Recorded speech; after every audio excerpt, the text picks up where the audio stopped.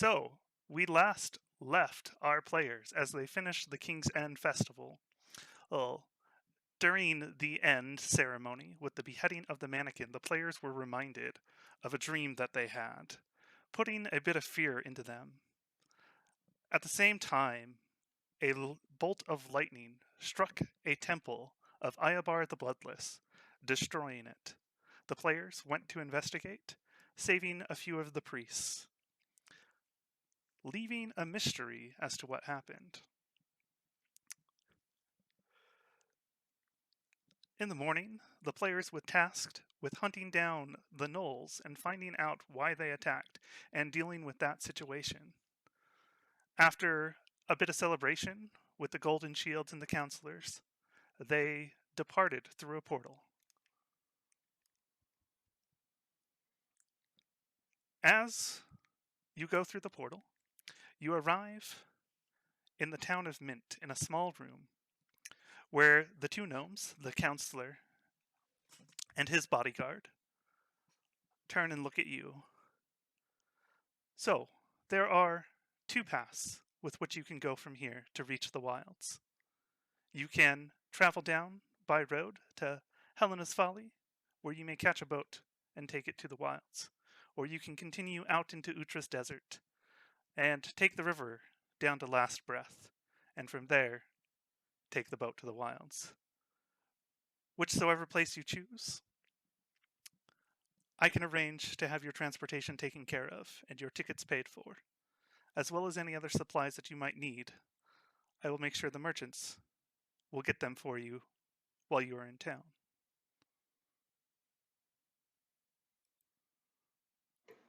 Would it be possible to also acquire armor or weapons if necessary?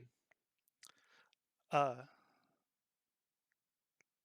that can definitely be arranged. So, in addition to your basic supplies, you will be provided with an amount of coin for this journey. And anything that you may need over the basics, you may purchase with that. So, follow me, and I will get you your coin. And when you decide which way you want to go, let me know and I will arrange for your travel.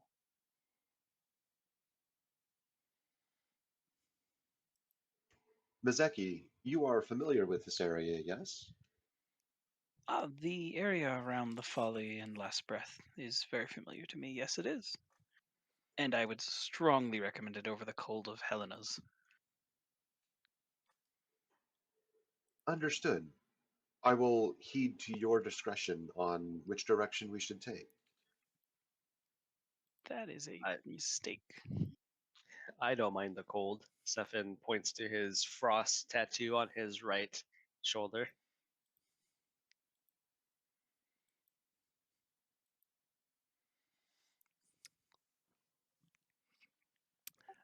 As I you just have are debating this, Counselor Gleaming Hand speaks up and says, Helena's Folly is an interesting place to visit. As you know, there was an age of folly many, many years ago, during which the world went through many changes. One such was in Helena's Folly, where the seasons are now reversed. So although it's summer and warm here, traveling down to Helena's Folly, you'll enter into winter. But when it's winter here, it's summer there. So, some travel to get away from the cold. That sounds terrible. I am all for taking the river to Last Breath. Well, There we'll find the best ships. since we're going straight into the wilds from there, it makes more sense to go to Utra's Folly or Last Breath so that we're not having to carry around extra clothing to deal with the cold of Helena's Folly right now.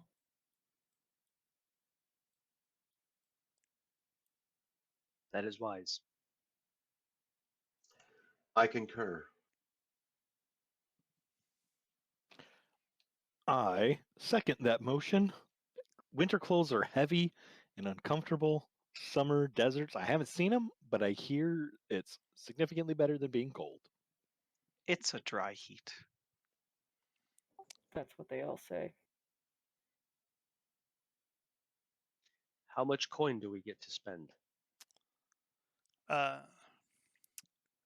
As you ask this question, you see Counselor Gleaming Hand shoving a few stacks of gold coins into a bag and hands them to Sefin and says, "There's 500 gold pieces in there. Use it as you need. Your basic supplies, any rations, torches, rope, will be taken care of." I feel like Out of Mizeki would character, be is that good. for me or is that for all of us? That is for everybody. So everybody Yeah. will be able to go get rations, things like that. I feel like Mizeki would be mildly offended by the implication that Sefin is the one in charge of the money. Sefin asked about it. I know, it just should have asked about the money. It seems we have funds, my friends. Funds Enter for shopping adventure. montage. Do do do do. Shopping At least montage. At least he didn't give us like a platinum and go, don't spend it all in one place. Don't spend it all in one place. No, he gave you 50 platinum instead. Just, Yeah. in gold pieces instead. So what are we buying? Where are we dropping? I wouldn't buy cotton socks. I would go for things that are going to stand up to the swampy area in the wilds. Possibly light leather, I think well that's woven. yeah. Unfortunately, 5e is just like you wear adventurer's clothes. Well, that's boring. I should probably buy some of those, by the way. Buy some adventuring Yeah. clothes. Yeah, I I'm think the only definitely thing not is like wearing winter those. clothes that you need to worry about. Other than that, it's just like clothes for every occasion. Yeah, so there's fine clothes, traveler's clothes, costume clothes, I'm common wearing fine clothes. Well, And then then there's like the definitely, winter stuff, which is like heavy coats or heavy cloaks and things like that. definitely go for travelers, or if there's like hunting gear, which I guess there's not. I'd kind of like to upgrade from leather to at least studded leather, or if possible, and I know it's way too expensive, a breastplate. So yeah, if so weapons and armor, you'll need to use the 500 gold for. But like I said, rations, you can just add to them. There, the journey down to Utra's Folly is about a week from here, and then, or I guess that's 2 weeks. Yeah, that's 2 weeks. I forgot my distances got doubled. And then by river down to Last Breath is going to be another couple days, and then on the ocean over to the Wilde. All in all, it's going to be about a 2-month journey. We don't have to buy food for the boat, right? No, They're taking care of our rations. yeah. Okay.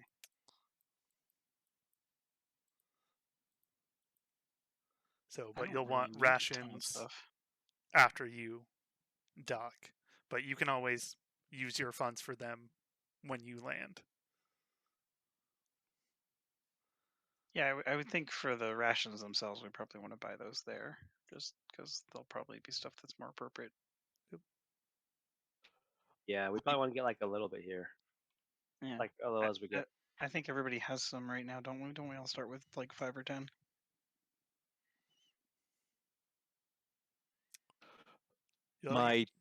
My temple gave me a mace when I left. They figure it's a pretty easy thing to club. The head is just like way too heavy and unbalanced. I'd like some of that gold and see if I can get a much finer, shorter blade. A short sword. Okay. Yeah, so you can definitely purchase a short sword from the local blacksmith. So it's just the price in the player's handbook, which let me go to the It's weapons. 10 gold. 10 gold. Could I also acquire a Herbalist Kit? Yes. So you can go ahead and grab the Herbalist Kit. And possibly Tinkerer's Tools, which I do not have. Yeah, so an Herbalism Kit is 5 gold and Tinkerer's Tools is 50 gold. So you have a pool of 500 for the party, so it's up Yeah. to everybody to decide if you get that, though. Let's So. just give everybody 100 gold and call it good. Yeah, it works for me. I'm gonna get some Works for me as grappling well. hooks. Yeah, so on our sheets, let's just everyone track your own 100. So Stefan and character will hand out the money to everybody. Hey, thanks, Soda. Yeah, thanks for the subscriptions, everybody. What is the? You said it was 5 gold for an Herbalism Kit and 50 for Tinkerer's Tools. Yes. Okay. And how much are daggers? They're cheap, right? Like a gold each. Daggers are 2 gold each. 2 gold each. I'm gonna get 2 daggers as well. Okay. All right, I'm getting 2 grappling hooks, an extra thing of rope. Okay, the grappling hooks and extra things of rope are taken care of as considered basic supplies. Okay, cool. So Stefan we're is just really getting like doing nothing. specialty stuff. Yeah, so like the specialty stuff, so any kits and things like that, weapons and armor, you'll have to pay with your own guild.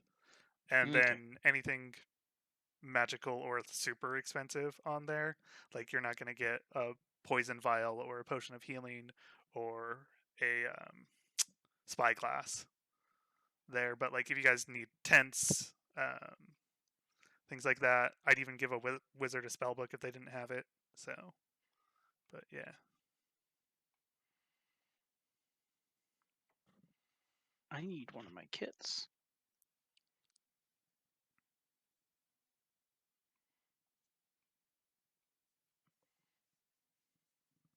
All right.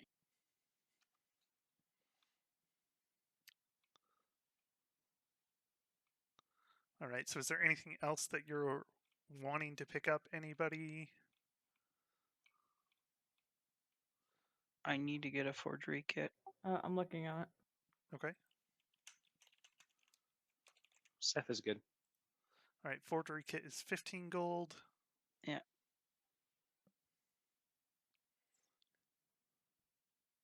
And does anybody have navigators in our group? Is anyone like proficient with navigators tools? Because we might just want to get some of those. I don't know that anybody is. Great. We're gonna get lost in the jungle. Perfect. Well, not entirely. So I had a guide. I mean, I could probably take that. Or you have some sort of like special thing that can tell you which direction stuff is, right? Or at least what direction you are. I don't think so, unless that's like a spell I would have picked up. No, or you're not Sudsy. I was kind of looking over what I have. Like I have a little something in my backstory that I've never explored, but I don't have anything that is like a specific tool proficiency. So I was just kind of, nope, and I don't even have that prepared. Okay, so if we get to level 3, I've got us covered. I would buy a spyglass, but they're 1,000 gold because for some reason this universe doesn't have cheap lenses. Yep. So Glass That- is expensive. That's how it goes. no, it's not. Not in Magic Universe, but sure. Yeah. Yeah, spyglasses are so expensive. But I get it. It's so us DMs don't have to tell you what's that far away all the time. I look through my spyglass to see what's over there. While everyone else is shopping, are there any specialty stores in the specialty stores, excuse me, in here? What kind of In this specialty city? store are you looking for?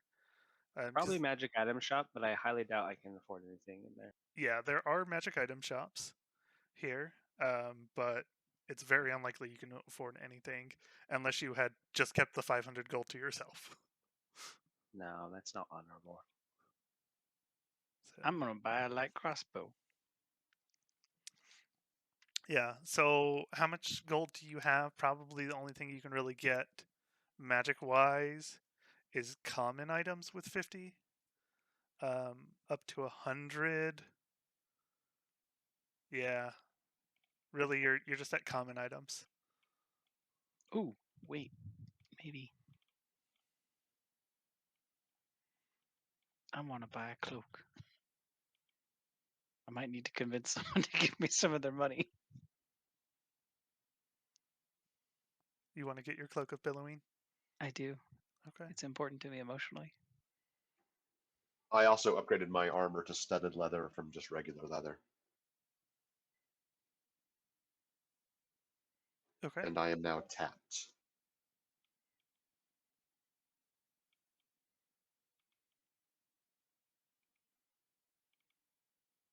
All right. Are Let's we get a show on the tracking road. bolts? Are we tracking them? I normally don't. So, Okay. yeah, It's just a gold for 20, so and you can get 50% chance you get it back, so it takes a long time to run out of them. yeah. So, Does anyone have a poisoner's kit?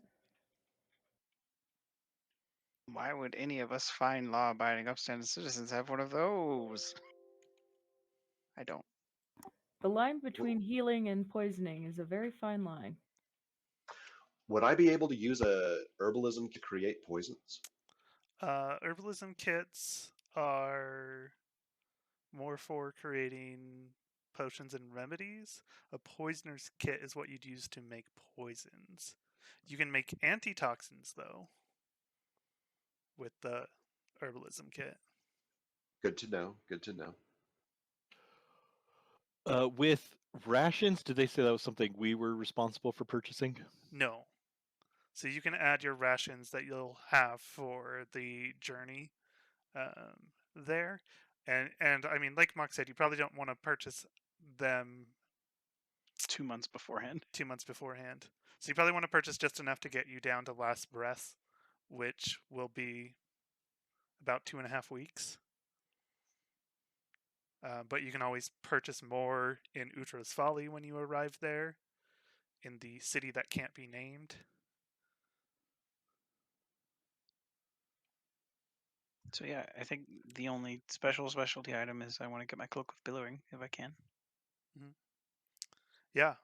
So a Cloak of Billowing is 100. Oh, really? That's super expensive. Yeah. I need money, everyone. I don't know. I haven't done my math yet.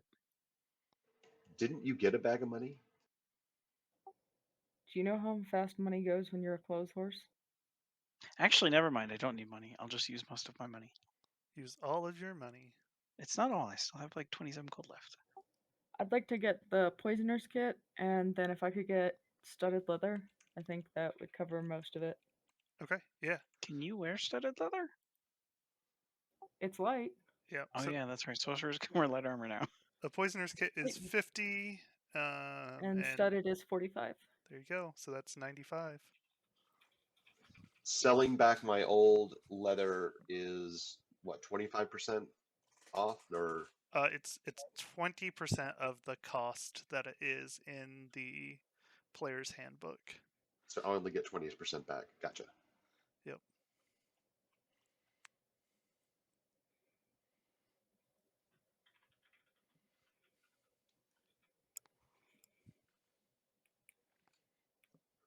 Hang on to it just in case.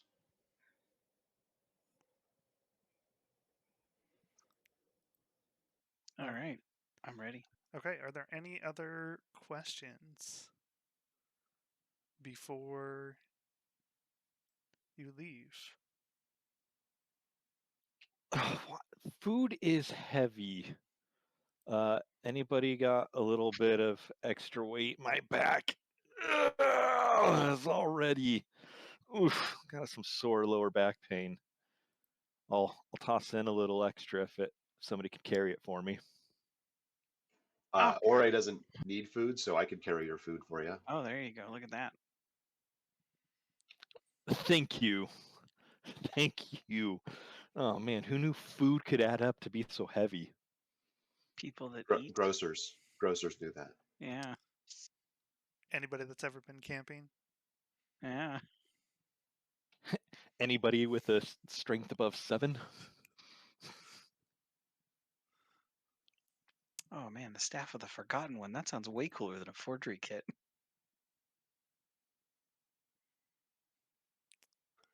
How much is your food? How much food do you have? How much do I need to get to? Well, how much do you need to carry? So it's about 2.5 weeks. So that would be. I mean, I would just go for around 21 days. That gives you 3 weeks of food. Aren't we resupplying halfway there? There are some cities that you can resupply in. You're passing through 2 larger cities on your route, and then you can resupply once you arrive in the wilds. Yeah, so I'd want to get enough to get us to that first city where we can resupply on the river, and that before we hit. So you go from Mint down the river to the main city in the middle. Probably however much it would take to get there. Yeah, that's going to be 2 weeks. Yeah, I can carry 21 rations and I'm still unencumbered, still pretty good. Let's go with that many then. Is that too much? Rations are a day, so it's however many days it takes to get there. That many rations. Yeah. So that would be 14 days, 2 weeks. Okay, 14 rations. Cool. Okay. 14 rations is 28 pounds. Okay. So, any other questions or shopping that you want to do? Good to go. Okay. So as you Are we possible? Is it possible to get a map? Yeah, that was the thing we wanted to do. Yeah, you can get a map. Is there a cost to maps, or is that something that can be supplied to us? So they'll supply you with a map. Thank Free you. map. Ooh.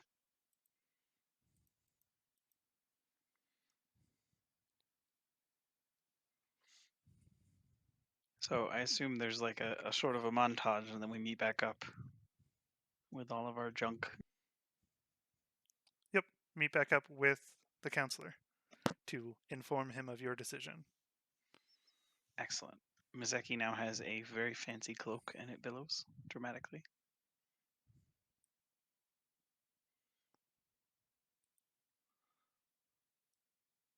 So, did you make your decision on where you were going? Where should I arrange for your travel from and to? I believe we planned to travel to Mint and then go down the river towards Last Breath and take a boat across. Okay, so you'll be leaving from Last Breath on the boat. And are you wanting to go to Bracknell or are you wanting to go to Kuche?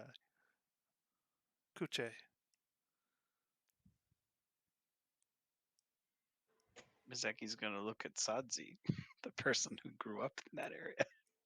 Sadzi, which would you suggest is the better option for us? If we want to get right into fighting and exploring the Gnolls, Kuche is the Gnoll city. However, it might be better to go to Bracknell, simply because then we can kind of sneak up on them, and they're not going to see us coming into the harbor. Additionally, they don't like tabaxi. I'm not sure what their position is on other races. So I wouldn't necessarily think that we could get docking in Kuche. That does seem prudent not to stroll up to the area where there may be some sort of racial based uprising.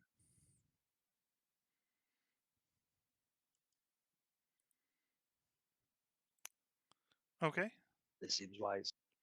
So tickets from Last Breath to Bracknell.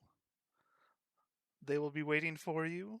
What name should they be waiting for you under? I have a name for this. Hold on.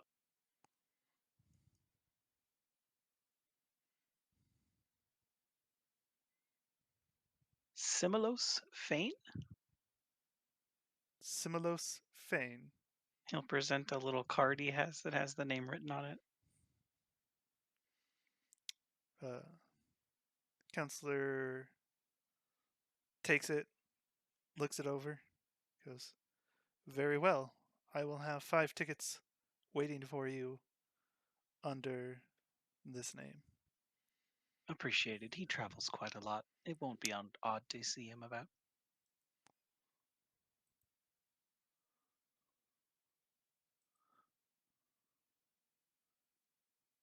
Very well. Good luck on your travel. I shake his hand and say thank you. You're When quite welcome, Elf. when And shall we I depart? hand him a quick drawing that I'd done of him from a prior meeting. Gilcos looks it over. He goes, this is quite good. You have quite the future in art, sir. Oh, it's nothing. But thank you. Thank you very much. Eventually, we're going to find out that this is all secretly Elendil's great adventure to travel around and draw things. Could be. He's succeeding at it so far. Sati would But bow to the counselor. You and say guys thank you. don't draw stuff that's cool?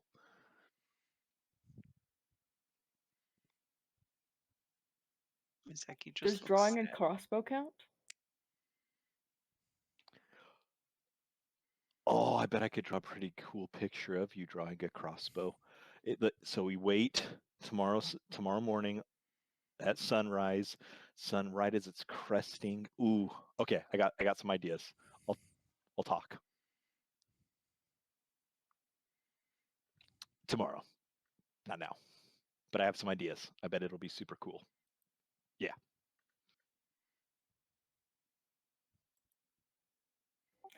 Satsi's going to take a step back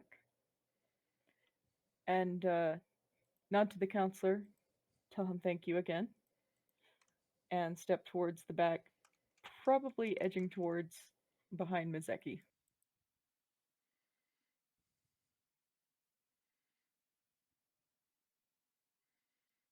Are we going now? Or are they going to teleport us? Is it time? Yeah. Excellent. When do we depart? As soon as you're ready. And he gestures towards the door. We are ready. Misaki's just going to move towards the door. It's time. Are they just teleporting us? We're not taking a boat? They're teleporting us to Mint. and You're then we're already gonna in take a Mint. boat. Oh, we're in Mint. Shit. Yeah, we already got teleported. Words. They teleported us to Mint. There we go. Fix the tense. They've teleported us, and now we're getting on a boat outside somewhere. So On he's the not river? really like pointing us to the door to go teleport or anything cool. He's like, get out. Go out that door and leave. I have paperwork to fill out. Yeah, It's like, he's go got to find get the back to dots work. now. So, yeah. How can we possibly use 2 6-level spells on you in one day? Come on. So, but yeah, so you've got 2 weeks of travel down to the river at Utra's Folly, and then Excellent. from Utra's Folly you get on a river down to Last Breath, where you can get a boat that'll take you out to Bracknell. Mizaki's probably going to spend most of the time practicing with his new hand crossbow and making his cloak billow.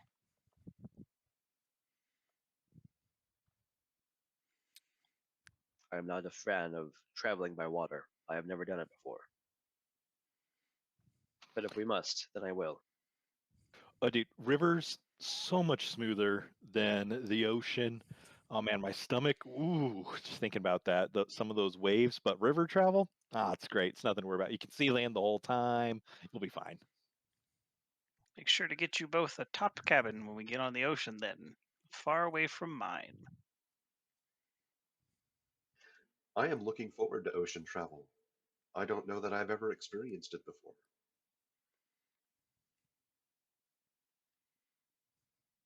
Lucky you. Sudsy has airplane ears. You guys all are terrible at water travel, aren't you? Amazing. Yeah. Well, what are we waiting for? Let's find those river boats. Let's hope we don't sink. So Well, aren't you a Mizeki bright will ray of lead the group, sunshine? I guess, towards the river docks. Since he's rather familiar with this part of it, given that's been his life trade for quite a while and his family's trade. Yeah, you've got 2 weeks of travel before you get there. Yeah. You got to travel down to Utra's Folly. So they're on So- they get on the river. So like trying to take someone to the river docks here, you're going to be lost forever because you won't find river docks here. We have to go all the way down. I thought there should be ones near Mint. Yeah, there's like a river right to the It goes west up of to Mint, the edge right? of Mint. So the big colossal river doesn't take you anywhere near Last No. Breath though. Southwest of that. Yeah, that river doesn't go to Mint. Oh. Well, that's. I mean, we dangerous. can walk a little bit though. Yeah, like we can walk for like a couple days instead of like 2 weeks, right? Is there just no around here with boats, and no one around the river is gonna have a boat we can use? No, so that river there doesn't get traveled Yeah. much because Oh. there's nothing to go up on that river. There's Mint. Mint's not on that river. Let's Could take be. it back a little bit. Oh, hey, look at the road to the road. They gotta. Yeah, like if you want to go get on a river close to Mint, you got to go on the colossal river, and that's not going to take you anywhere where you said you wanted to go. Yeah, no, that would be much longer. Yeah. All right, then I guess we're walking for a long time. We'll borrow some more wagons. Very boring. The long road. It's a 2-day walk, and by 2-day I mean 2-week. Yeah. Well, hopefully we're not walking most of the time. It's All right. So you head out on the road from Mint towards Utra's Folly, the desert. As you leave Mint, the city proper, you see that there are farmlands stretching on for miles and miles to the south of Mint. You head down the road. It's a fairly uneventful day. Eventually, you find a good spot to camp and to rest.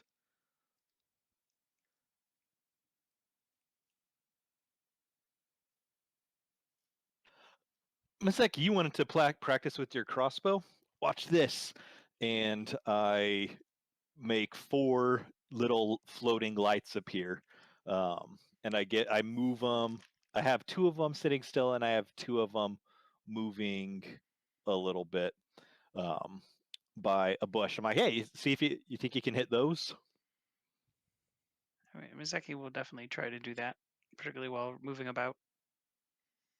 He's going to shoot at a bunch of the lights and then make sure there's nothing behind the lights first, because that's safety. Yeah, I try and put them like in front of like a bush or something that'll function as a backstop. Puts them in front of Seven. It's great.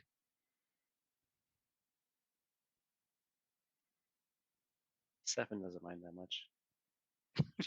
Turns into a bear and we just shoot him a bunch. It's fine. Rah.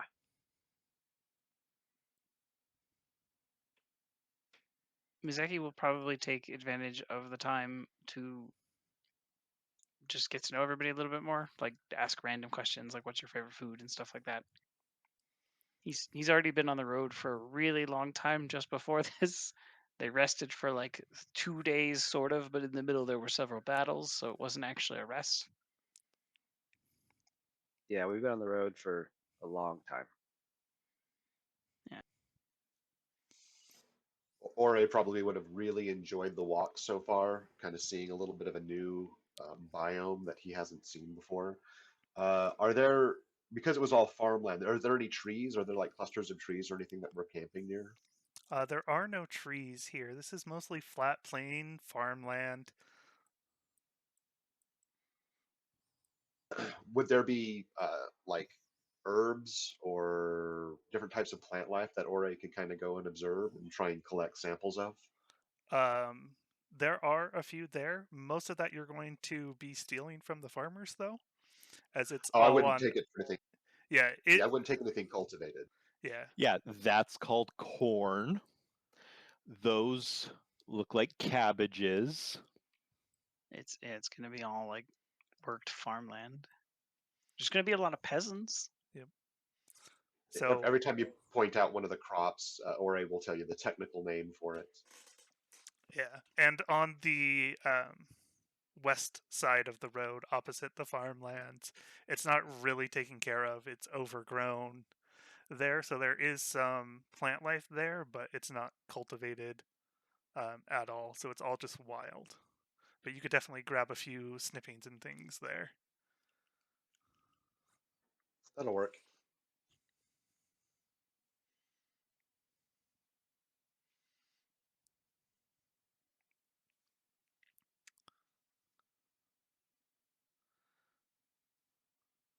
All right. Is there anything you are wanting to do in the evenings while you camp? If we haven't had a chance to do it yet, Ore would change his regular leather to the studded leather since it takes him an hour to do that. Okay. Oh yeah, that's probably really weird. Yeah, he like shifts the leather buckles and straps like through the mechanics of his body. Yeah, that'll be interesting for everybody else. I whip out my sketch pad and I start getting to work on like drawing something because that's something I've never seen before. Yeah, so Get a you draw or a like half undressed, like one of those Victorian style paintings. Yeah, so you watch as the mechanical pieces of Ore just begin to shift and move, eventually emerging this worn piece of leather armor, which he completely takes off, throws on the ground, and then takes his studded leather and puts it in. And you just kind of watch as the mechanical pieces just kind of swarm around it, engulfing it and bringing it into his body. All in all, this process takes an hour of time. And once I'm finished, I look up and I see everyone is staring at me and I'm like, oh, Mean- was I being loud? Meanwhile, I've created a bonfire for us to sit next to in case the temperature starts to drop. What season is it again? It is summer. Okay. Yeah, it still does The get really deserts do cold. get cold, and yeah, So, but you I did are snag a you I are did snag person tent when we were grabbing gear, so I would have set up the 2-person tent. okay, and you are getting closer to the equator. So, the further south you travel, the warmer it will be, even in the evenings. But yeah, it still gets cold, especially where you're at right now. So, At night, I will get a little. I'll step away from the group. Anybody that it wants to, Elendil is perfectly happy to invite for his evening and morning devotional prayers to Ottenwale. I use dancing lights and I'll draw her sigil in the ground before me as I begin offering my prayers. Or I would have gone the other direction to kind of get a little bit away from the light and pull out the astrolabe and start measuring out the sky and tracking what constellations he can see. yeah. And Seth likewise would go off by himself and kind of meditate near nature, not like super far away from the camp, but just off by his own. I'm just imagining Seth walking into a bush and being like, I'm going to be one with nature, I'll be back. That's what you call that here. Okay, we call that something else back home. Like talking to a tree about the leaves. I'm trying to think what other. Speaking for the man about his horse. That's another one. Ooh, I like that one. Mizaki's form of nighttime ritualisms are much quieter and less noticeable, and they happen at twilights, so right before dusk and dawn. I'm just gonna curl up next to the fire. Y'all can go do your devotionals. I'm gonna enjoy the warmth. Yeah, but he will also stay near the fire most of the minus the part where he's shooting dancing lights with his crossbow. He's gonna hang out near the fire mostly. All right. Yeah, Ori's only going to be like a 50 or 60 feet away from the fire, looking up at the stars, doing his thing for only like half an hour, just kind of playing with the astrolabe. Okay. As the night comes and you go about your rituals, each of you doing your different meditations, you realize this is the first time that you've been alone, just the five of you, since you've met. Three of you, Ore, Sephin, and Mizeki, think back on your dream. During your meditation, you saw the other two in there. You were told to find the others. These thoughts just kind of wave in during your meditations. Mission accomplished. Found the others. Yeah, Steph is meditating. In that vision we had, we saw like blank silhouettes, like dark silhouettes, right? Yeah, several Do of any of them. those fill in with the newly acquired members of our party as we meditate on this?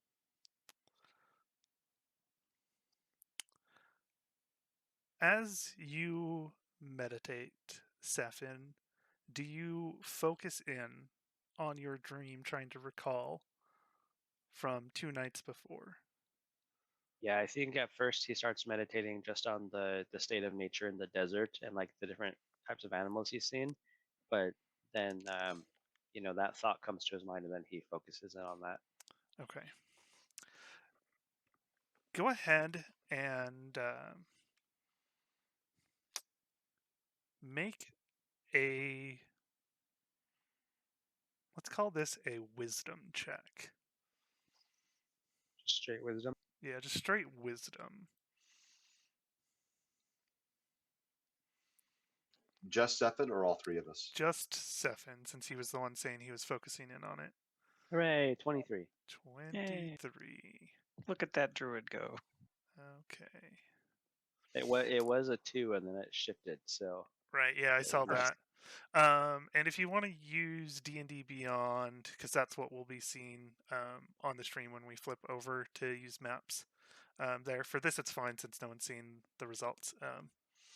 So as you kind of shift your focus, thinking about the events of the last 48 hours, whereas you really focus in on your dream, trying to remember every detail you can.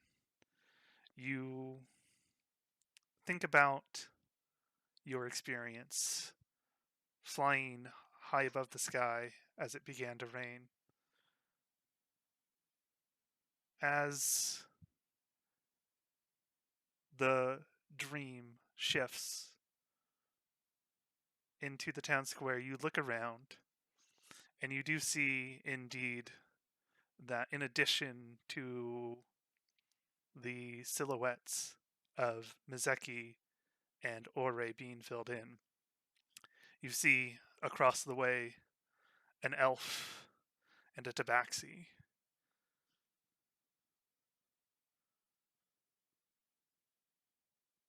Stefan will kind of to himself in his meditation, but like, yes, I see. And then try and take note of other blank silhouettes. Like, are there a ton of them? Can he get some sort of like read on it, or is it just kind of like this massive silhouettes out there? It is a massive set of silhouettes. You're not sure the exact number, but there are a lot of them. Yeah, Mock, that's what I was thinking too. It's like some game where you're unlocking fighters and you're like, oh, who is this? Who is that? I can't wait for the DLC. Who's that Pokemon? It's another druid. I can't wait to unlock Raiden. Next time on Oops, All Druids. All right. Anybody else doing anything with the thoughts, the realization that the six of you, by chance, pulled together? Mizeki always intensely examines all of his dreams and visions and thoughts and whatnot.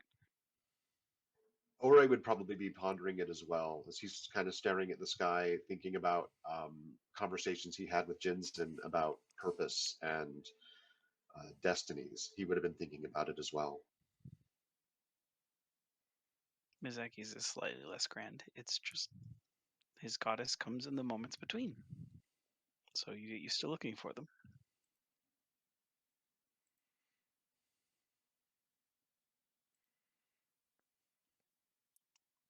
All right.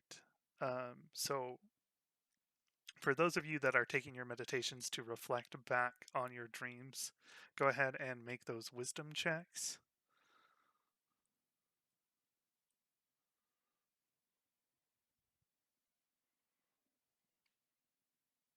Natural 1. The stars look really pretty today. So, Ore, you meditate, but it was such an unusual experience for you. And you've already experienced issues with your memories that you can't quite seem to focus in on the dream. Because every time you do, a taste runs through your mind. Peaches, followed by a voice. Yeah, Ore's going to be looking at the stars. He's going to think about Peaches and pop a leaf off of one of the plants he gathered and taste it. Yes. And your mind's constantly just kind of turning over the rock candy, the gem candy that you tasted, your memories of it.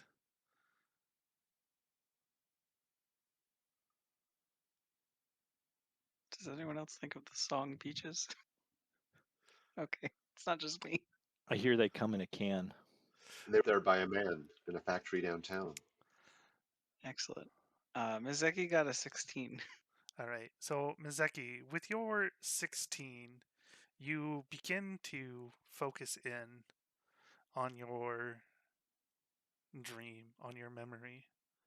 As you do, you focus in on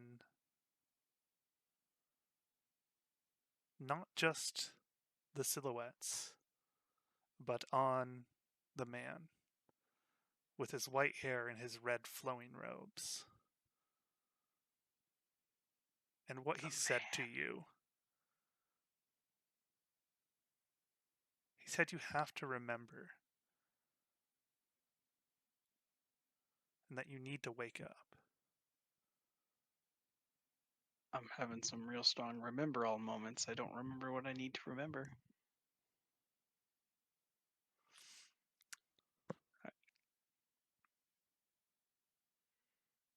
If nothing immediately comes after that, Zaki's gonna like pop himself aware of his surroundings again and see if there's anything else going on.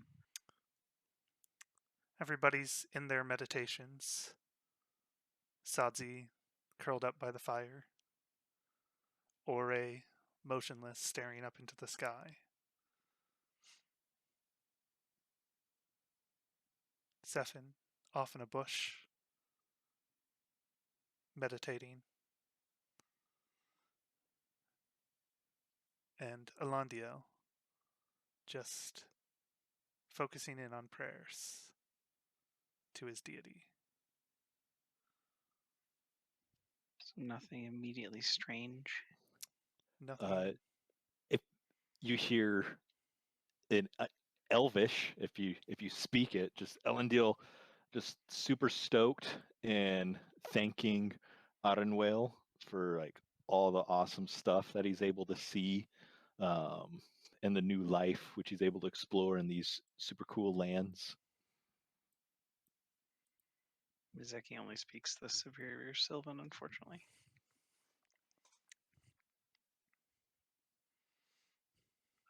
If nothing pops out as odd around him, he's gonna focus back in and attempt to wake up inside the thoughts, I guess. Okay. He's not super good at meditation, I imagine. Yeah. How are you trying to wake yourself up within the dream, within your thoughts?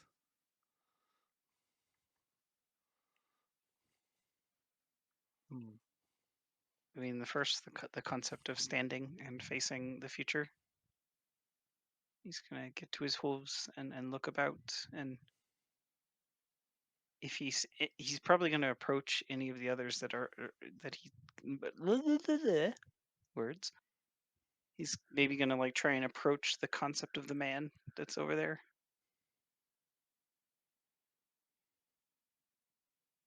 See if he can get closer and learn more, because things are happening and obviously something's going on, and this is important. He's just not sure why. All right.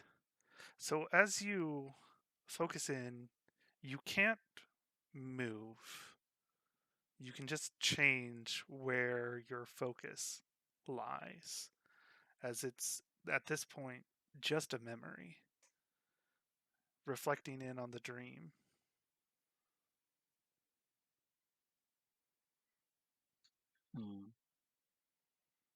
I'll probably try and move his focus across anyone else. Okay. See if anything stands out as odd.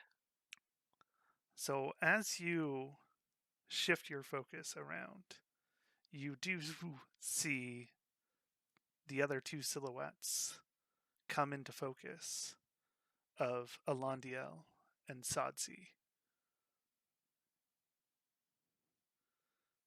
There are now 5 of you, but there are still many more silhouettes around. Are there any silhouettes that are closer than the ones that have sort of been revealed? There are a few there, but the 5 of you are grouped together. Okay. He's mostly going to look to see if there's any others that seem like they might belong. He doesn't like this. This is uncomfortable. As you look around, the silhouettes, some of them are more fuzzy than others. But some of them seem to be much closer.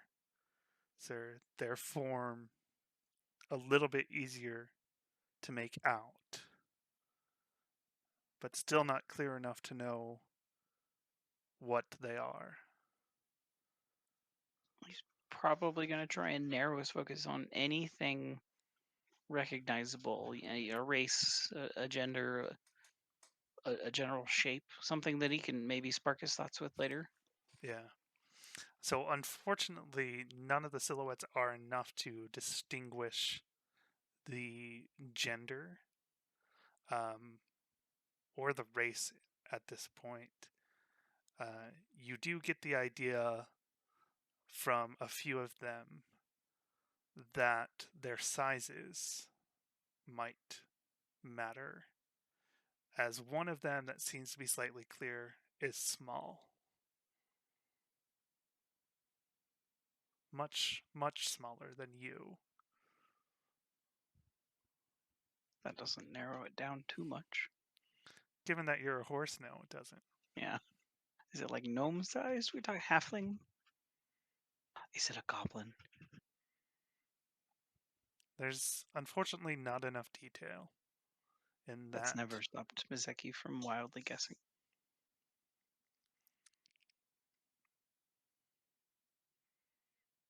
Is it Nomi Stark? That other guy we met? That's a good question. Mizeki will he's gonna basically poke at the idea of the thoughts, and he's internalized the understanding, and some of these it's obviously size might matter to an extent, and the group of people that are revealed are closer to each other. Does it seem like he can narrow in on any others that are close enough to the group that they're already in? Or is it it's sort of kind of a blah mix and it's not really distinct enough? It's very much a blah mix. It's not distinct enough, especially the further away you get. The closest ones to you are the ones where you can really start to make out the size. And one of them is small. One of them is roughly the size of the rest of your party members.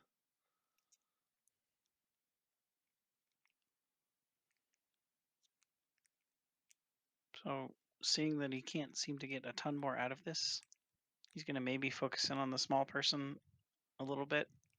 And then if he doesn't get anything else, he'll just kind of let his thoughts go back to drifting a little, see if anything else happens. Or give me a perception check.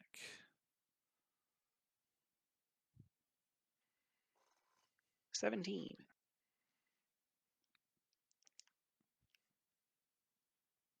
All right.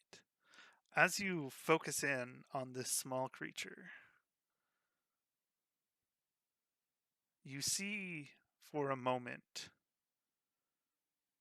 they shift into a much larger creature than they are. Maybe a quarter of a second, and then they shift back down into the small creature. As you study this happens another 3 times over the course of the next 3 minutes. Don't like that. So watch out for changelings and or illusion magic or dream people. Got it. None of this is helping Mizeki's paranoia, but he's gonna. Does it seem like it's the same thing person? Like it's not. It's just that's their representation is changing. It's not different people maybe. It seems like it is the same figure, and the change is always the same.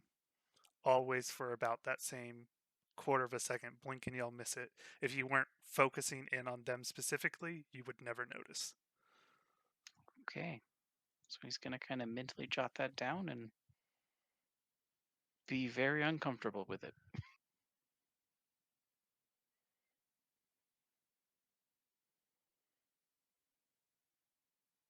If nothing else pops out, he's gonna just let his thoughts kind of drift back and stop focusing and seeing anything else feels odd from a more distant perspective.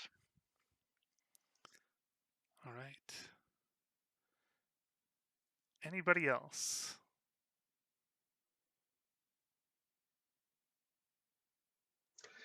After a short period of time, Ore would head back to the fire.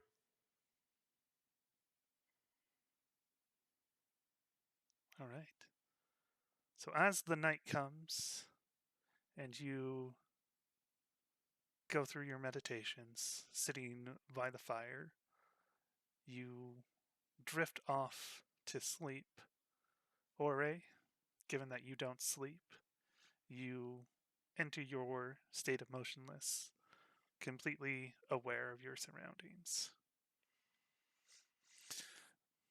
I'll sit down opposite him on the fire, as I enter my semi-conscious trance state and be slightly surprised. I'm like, hey, that's weird. He's shutting down. I kind of keep an eye on him because it's weirded me out, that stuff he does. Yeah, it's an elf forge staring contest well into the night. Yep. The night goes uneventful. Not much happens. The morning you begin your travels refreshed, ready to take on the day.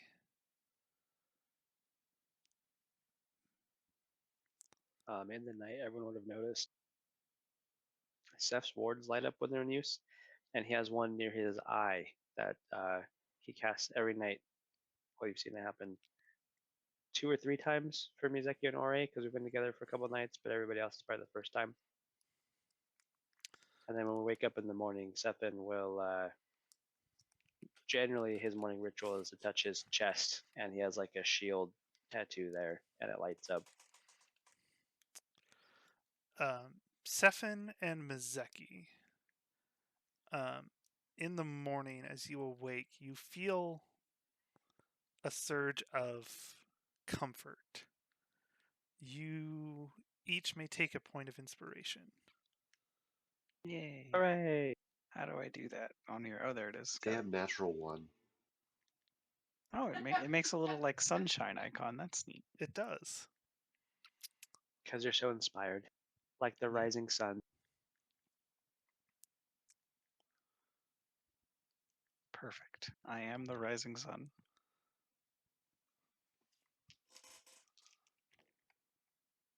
Mizeki will kind of prompt everyone to get up and get ready in the morning, even though he isn't the hugest fan of traveling on the road. He knows it's important that like you don't laze about when you need to get going each morning, because you're gonna have a lot of time in the middle. Or while you're saying that, probably is half taken down the tent and is already getting stuff packed away. Yeah, he's. It's not like he thinks anyone's lazing about or anything. It's just one of those like he knows that you gotta make sure you keep going. Hey, you guys are finally waking up. I forgot how long you guys all sleep. Not every race can stare at its belly button for 6 hours at a time, Elendil. I don't always stare at my belly button. And then he looks down, he's like, I don't have a belly button.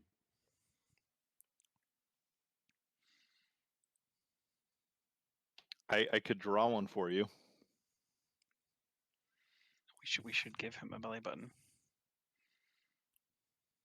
Or I will like look at where his belly button should be at like the very mechanical combination of gears and rivets and everything in that area and be like, is that possible? Zeki's gonna put a belly button on a piece of paper with Elendil's help and tape it to Ori's middle. Nah, just rivet a washer on there. It'll be like a button.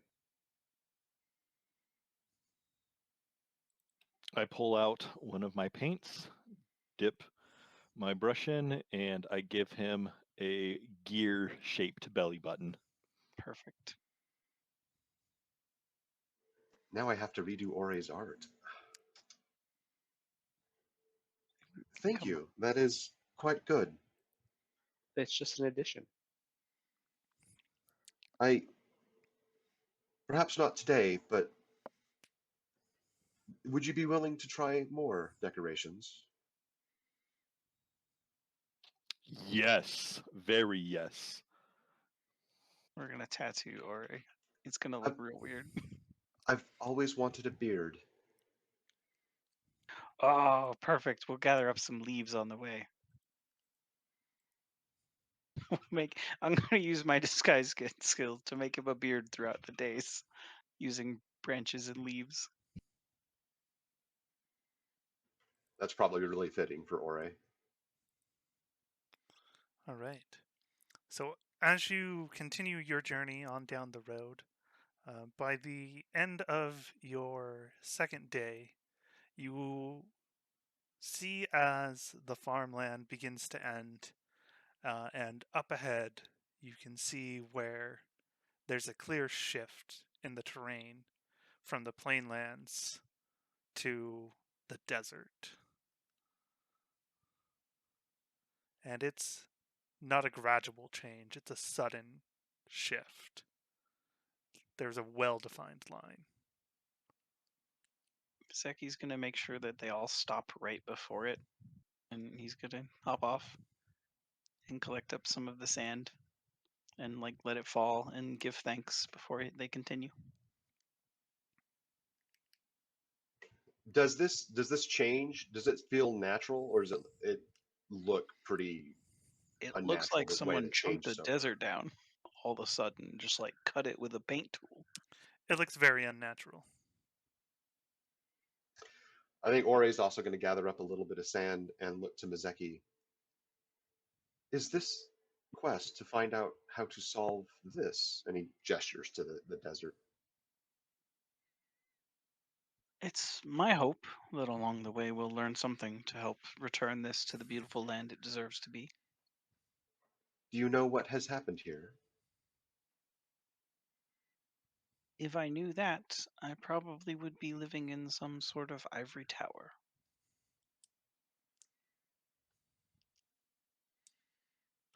I don't know a whole lot about deserts, but I know they're hot. Is this something that we like? That's fine doing during the day, or should we switch to night travel?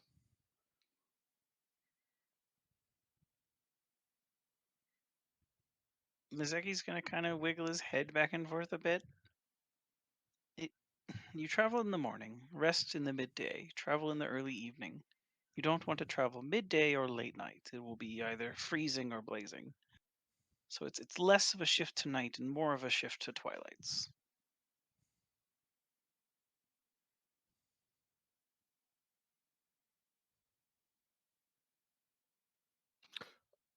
I'll follow your lead. Are we I'm turning not Ore? opposed. Go ahead. I'm not opposed to that schedule. It sounds like we're turning Ori into a Ghost Rider in the chat. Turning him into Ghost Rider, huh? Yeah, giving him flames and stuff. Oh yeah, we're going to paint me out like a 57 Chevy in Southern California. It's going to be great. Nicolas Cage will be proud, is basically what we're going for. Sounds fun. All right. So you continue on. In the morning, you travel, entering fully into the desert. Mazeki, you begin to feel at home.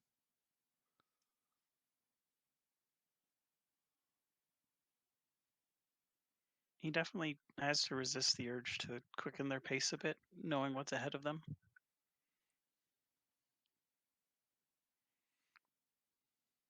He also makes sure to recommend to everyone that they wear their masks properly over their face and eyes so they don't get blinded or constantly have to spit up sand. Yeah, and I would imagine around this point in our journey, people will discover that Seth actually does have a shirt because he will probably get burned like crazy if we're just walking through the desert without any clothing. Yeah. Ore is not worried about getting sunburned. Yet another benefit of being a forged. Man, he's going to have sand in such weird places. That is true. Mess up all his gears. Yeah, he's going to be tempted to put his clothes on fairly soon. I mean, speak for yourself. This is a giant sandbox. Okay? Says he's just prancing through the desert. Ore and Sephin. About midday, as you are traveling through, you see off to the west a wall of sand which seems to be making its way towards you.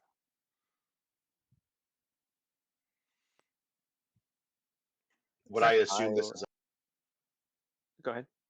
I was going to say, I'd assume this is a sandstorm kind of working its way towards us.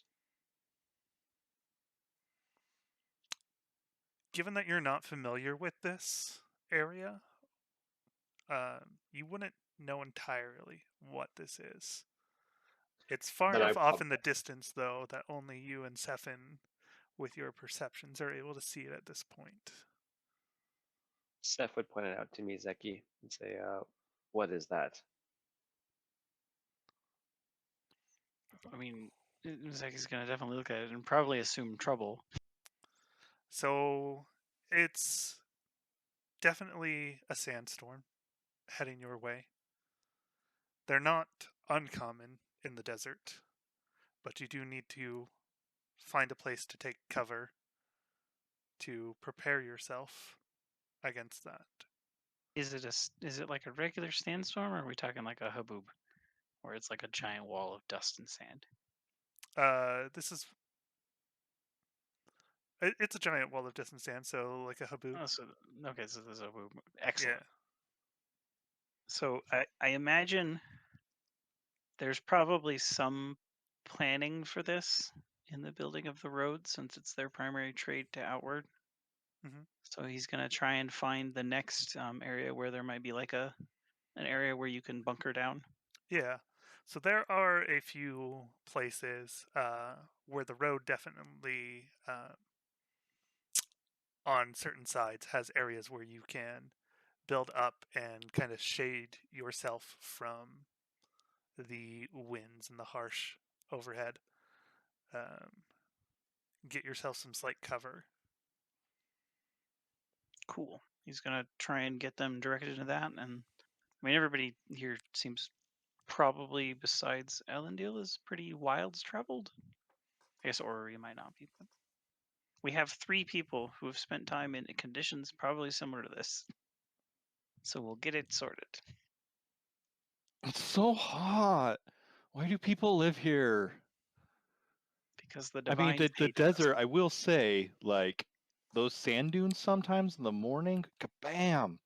Like, and especially, like, the heat waves. Like, did you know that, like, I thought when we were walking there was water there, but it turns out when we got there it wasn't? It's just like, if I look at the distance, like, it just looks like there's water everywhere, and then we get there, and it's just more desert. Sometimes nature will play tricks of its own.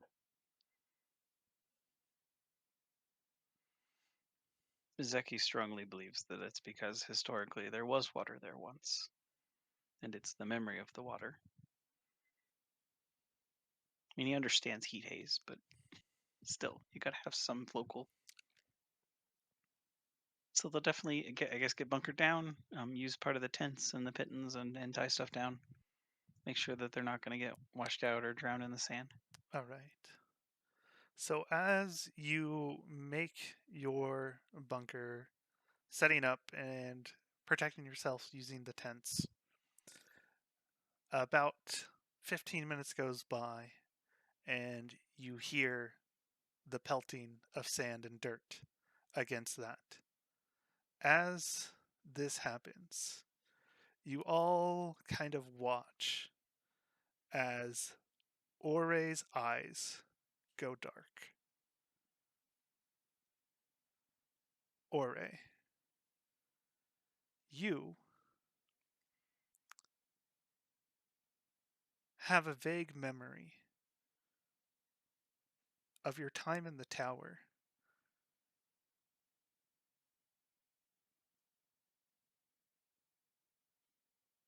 Where you see a gnome working away at some strange contraption.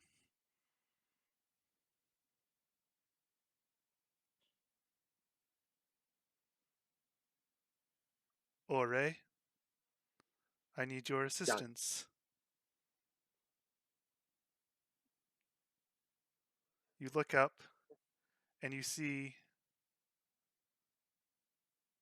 him standing there, looking a bit upset and angry.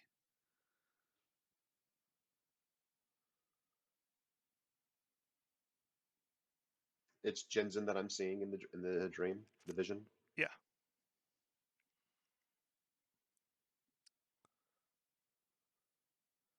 You walk over to where he is and you look down at his design. And it is for a building, a structure. And he's making a model of it. This building,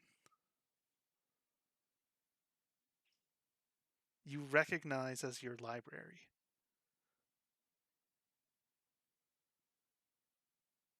Where you woke up.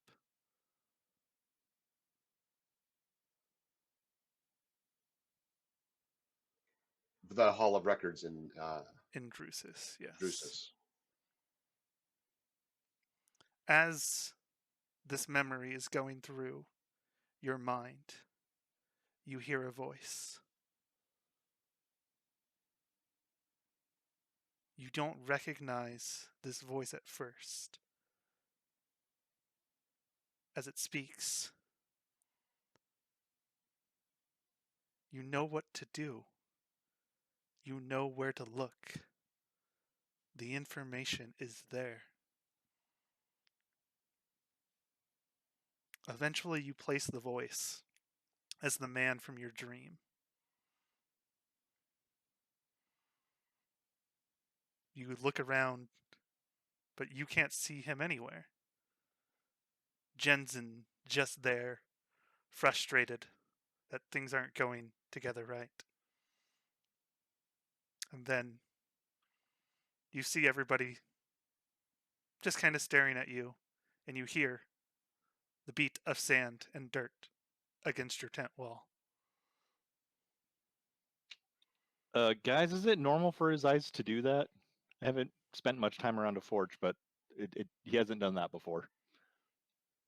I think I had another vision and a memory.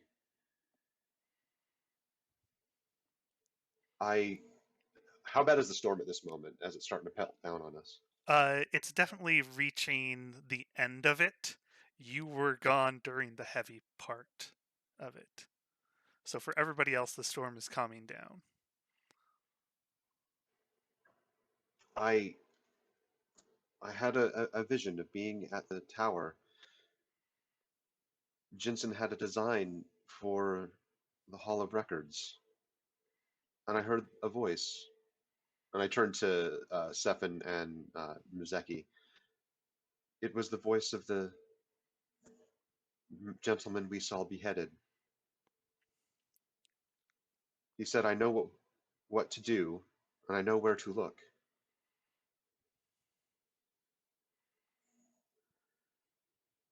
I'm going to have to ponder on that for a little bit.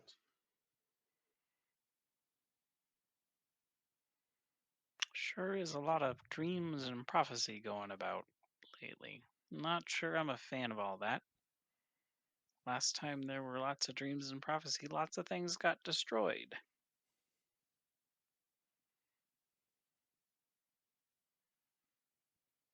Ore, you are how many years old? As I understand it, over 2,000. Being by far the oldest of us, perhaps you have already seen this cycle of time and are here to guide us through it once again.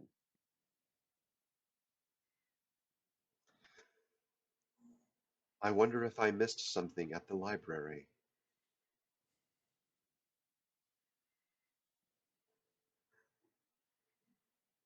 Continue on. I will give this some thought. There may be another library ahead of us, somewhere in Utra's Folly. If we come across another library, we should do some additional research. Yes, I agree.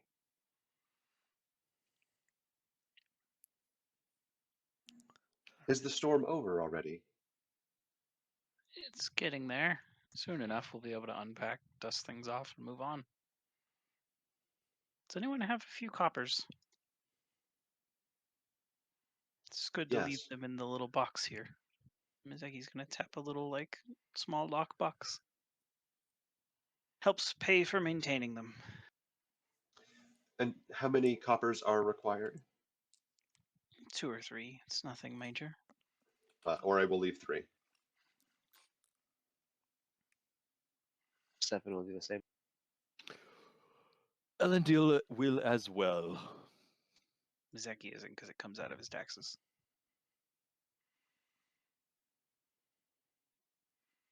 It's like when they ask you to donate at the grocery store. He's like, I already paid for that. Yeah. As the storm passes and the pounding against the tent stops, you're able to go outside and see the one edge of the tent facing the storm, completely brown from the sand and the dust. The other side, still clean. Comparatively.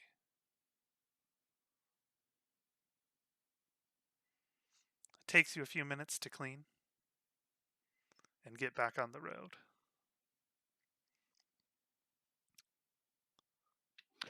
Mazeki, that beard we're working on, I think we're definitely going to need to whiten that thing up for Ore.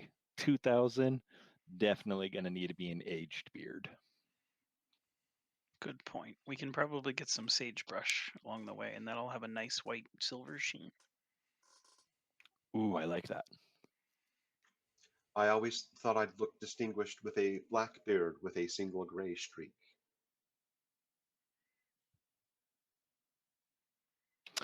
You know what? It's your beard. Let's do that.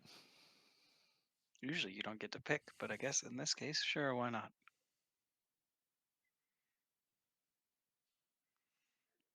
I am fairly excited to try facial hair. So, the rest of the day and the evening goes by fairly uneventful as you've made it one day through the desert. The next week and a half goes by pretty smoothly. As you arrive in the city, in the center of Utra's Folly, the city without a name, Mizeki. You're greeted by several old, familiar faces. Oh no. Real quick before we get involved in that, Mizeki's going to make sure to have primed everyone so they understand what's going on. This is the city. You can't label it, you can't name it, don't try. It just makes everyone uncomfortable. And that it's sort of like a trade hub and meeting place. Are these positive or negative or neutral rememberings? How do you feel about your parents? Pretty good, honestly. Positive, then? I mean, if his parents are there, that's fantastic. Indeed, mother and father. So you see a centaur and an elf standing, waving as Mizeki comes into town. He'll kind of like do the half gallop jog trot thing over. Say, mother, father, why are you here today? Did the trades not go well, or? He's gonna get in and hug them both. We were informed that you'd be arriving back in town. Ah, the counselor, perhaps? Indeed, Tamiki let us know that you would be arriving. She should be a few days behind you, I imagine. He nods, considers for a little bit. Well, hopefully the weather on the way didn't cause her too much trouble. I am sure she is fine. Emmeline takes great care of her. He's gonna look very wistful for a moment. We're planning to head down to the coast soon. Looking to head to the islands. Can we stay for the night, perhaps, and have some dinner? Indeed. Shall, we make something special?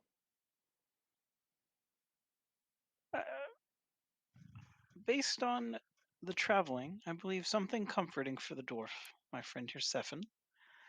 As many small things as you can for the man here, the forged Ori. Elendil I haven't the slightest, but he seems adventurous. And Sadzi much the same. So it's been a week and a half of Elandil and Mizeki trying to build me a beard. How well did it turn out up to this point? That's a good question. Are either of you proficient with the disguise kit? Yes. Go ahead and make a check with your disguise kit. Let's say this is dexterity to put together. So 20. Would No, he wait, get that with 21. advantage? 21. Okay. Yeah, So it's I'll aid him in that. He'll do the technical work, and I'll add artistic advice. I rolled the same dice twice, so it's the same result. okay. So it takes you a bit of time each night, but it's looking pretty good. It's not full yet, as they don't have that much time to dedicate to it each night. But it's looking pretty good, Ore. You imagine by the time you reach the wilds, it'll be finished. Especially once you get on the boat and you don't have to do a whole lot. They could focus in on it entirely. Nice. Nice. Mizaki's definitely going to ask about his sisters, and also just try and catch up with what his family's been doing, because he knows they always are used to going off for long amounts of time. So All right. So you ask about your sisters. Do I have a list of your sisters' names? I don't know if they got names. Okay. Well, let's go ahead and name them. So, I wasn't sure if you had named your siblings or not in your backstory. Mizeki sister 1 enters scene. Mizeki sister 2 enters scene. There's the one older sister, and then he has one younger sister that's relatively recent. So Okay. she'd be like 5, and then the other one is a couple years older than Misaki. Mhm. Are they all centaurs, or if you got a centaur elf combo, or any of them elves? His Elendil's really interested his in older the sister is elf a centaur. combo. His younger sister would be an elf, but you probably wouldn't see her unless she would be back with the family on the house, Mhm. because she's young. All the organics look the same to me. That's super racist. We're not even the same size. He doesn't understand how biology works. He's a druid. Dang, Ori. All right. So, as you ask about your sister, or your mother goes, "Ah, Acerus.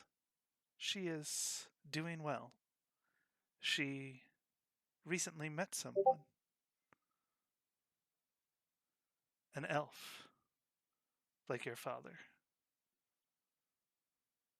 I think they will follow in our footsteps. Not too long from now. How long will you be gone?" Misaki does some quick mental math, because it's quite a trip, right? It's not like the boat Yeah. over there is not going to be short. Yeah, from here you still have about a month and a half journey just down to get to the wilds.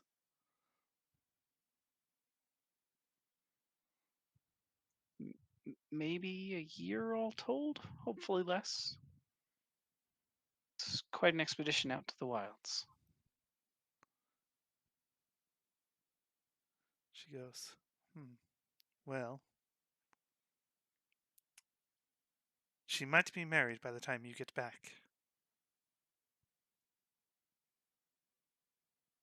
He's gonna scrub at his beard a bit and consider, and then hand over a couple gold to get her a small gift from him with the promise of something better later, on the off chance that he misses that event. Just ask for a town board portal scroll and the date of the wedding. Be perfect. He is also going to hand over and make sure he hands over some of the gem candy, at least 3 pieces. All right. So as you hand over the candy, your father looks at it and goes, "Is that for your little sister? Or is that for us?" Well, at least one is for you, Dad, because you can't resist them. But yes, one will be for the little one. Yes. She should know the sweetness of travel. Yes. Well, she should also know that she can't eat just candy. She's going through a phase the dwarfs passed through the other day. She hasn't stopped talking about it since. Oh, Lord.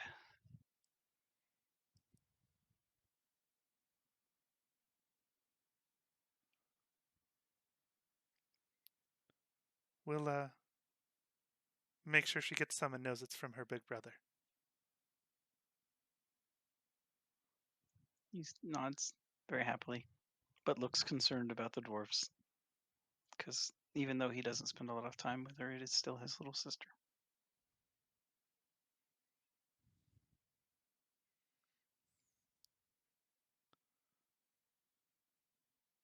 We're all around and we hear this. The rest of the party. Yeah. I don't know if Mizaki's taken the time to introduce his parents to you or not. Yeah, Or he it's just he went around and said everyone's name. yeah. He kind of indicated at him. So yeah, so you're all hearing this conversation.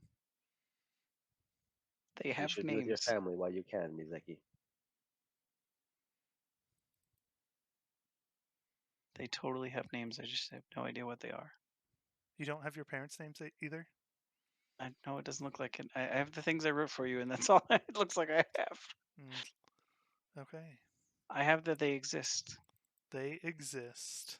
I mean, it was a rogue. It was like, oh, they've been killed in a terrible accident or something. But no, they live and everything, and they're fine. Yep. Okay. And your father was the elf. How Yes. can you be a Yes. rogue without a sad backstory? That's Father not even is possible. father is half elf. Grandfather is elf. Yep. Half elf. Ooh. Yeah, because centaur. Right. Okay. It probably he probably looks like a full elf Right. because it's Okay. Sylvan and yeah. Well, let's call him Davreek. I offer to do a family portrait as well as I don't know. I look to the father. If you're a devotee of Ottenwell, but if your daughter's looking to get married, I am capable of providing those services if they're in a rush or anything. Just on the side. If you're interested, I got your back. If your daughter needs to elope illegally, I'm here for it.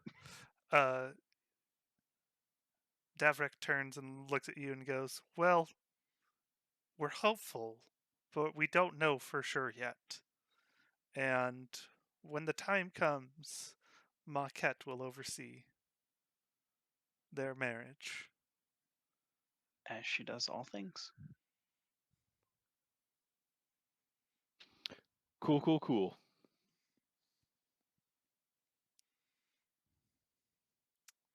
All right.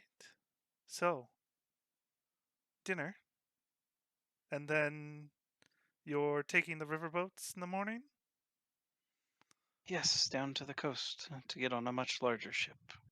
Yes, Tamiki says that you're on very important business for the counselors. Important enough that they're paying us. Indeed.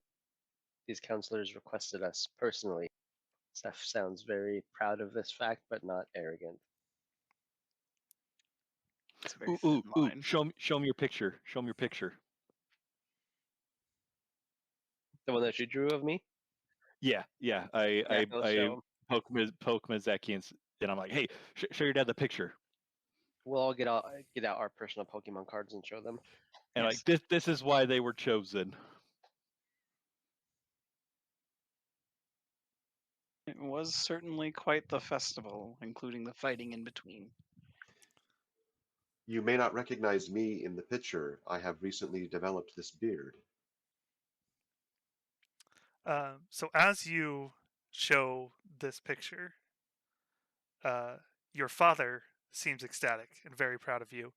Your mother seems very frightened and starts like looking you over, making sure you're okay.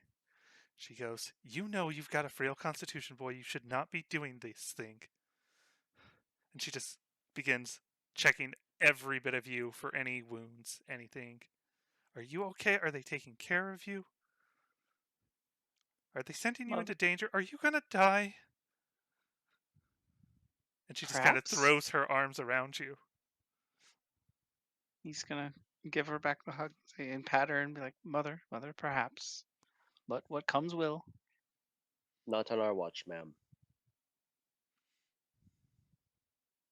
Seth will point out that we have multiple healers among us. They're quite a competent group of folks. Even our short paddles and travel have shown me that. I feel comfortable. And besides, the finest things are not kept here in the city. The finest things return to the city.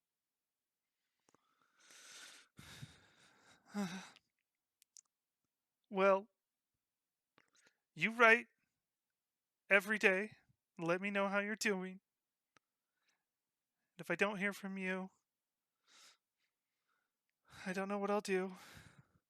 You'll keep on as you always have. And at this point, your dad just kind of grabs her and starts leading her away. And it's not uncommon for your mother to get emotional like this. Which is hilarious because she's the centaur. But she's also a mother. Yes. How big is the city? So this city is fairly large, especially given that it is in the desert. But compared to Drusus, this is a small town. Would there be a library in this town? There would not. There's not a lot of primary infrastructure for a lot of things. Yeah, so this There's town no is government. mostly a trade port. Trade comes up the river from Last Breath into Utra's Folly and then is sent up the river to the rest of the cities in the desert. And this city was the center of the desert. And for whatever reason, can't be named. No one has anything to refer to it as. I ask Mizeki's mother the best way to send letters to a city with no name. You hand them off to merchants. She goes, if you say to the center of Utra's Folly, they get the idea. Or second landing on the river. Well, major landing. Yeah, the only one that matters, but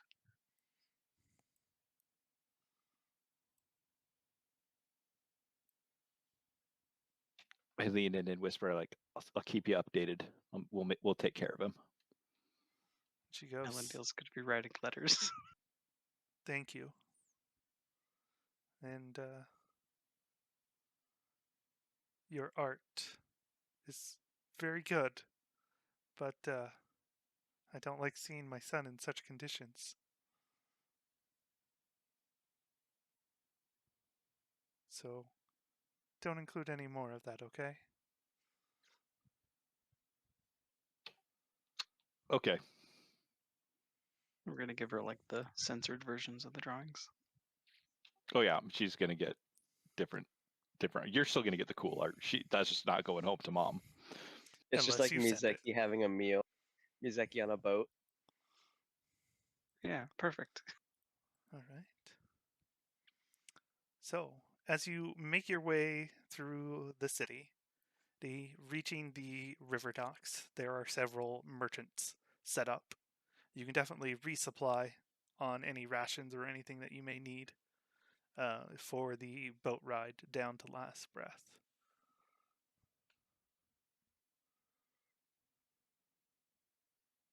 Stuff will get some more rations. Definitely going to load up on rations and water. So the two biggest things for the jungle. Right. Is there anything to see here before we leave? Like anything noteworthy that we should just like, when you go to this town, you should see this?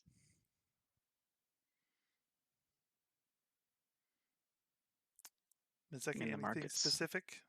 And the market's probably pretty crazy. Yeah. Since there's no official group to collect tax in the area, lots of things get sold here that wouldn't be sold elsewhere. Yeah, you can find lots of interesting things here. So, but there's no like specific attractions to draw people to this city. This city is at this point has become just a pass through, even though it's still the largest city in the desert. It because of its inability to be named, it really is just a stopping point. Seth is pretty content with what he has, so he's good just to see the markets from afar, but he won't try and buy anything. Elendil will need to procure some parchment so we can send letters. Okay, that's easy enough. Plenty Can of I make- parchment for sale. Could I try to make a deal with the butchers for perhaps the blood of the animals they've slaughtered? Yeah, absolutely. So here in town, you come across a centaur by the name of Rill Ice Dancer.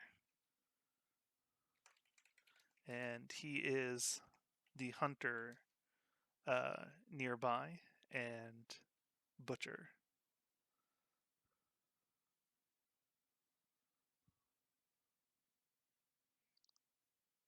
Greetings. What can I get for you, cat? A good haunch of your most lean meat. And then, if you would be so kind, I would like to purchase maybe 2 flasks full of blood from you. Blood. Interesting. Sure, I can arrange that. Do you want lean meat? Well, we definitely got some from the birds. So, That works. any specific bird that you would like? We got chickens, we've got turkeys, we've got vultures. Is there a local specialty? The vultures. Excellent. A vulture then.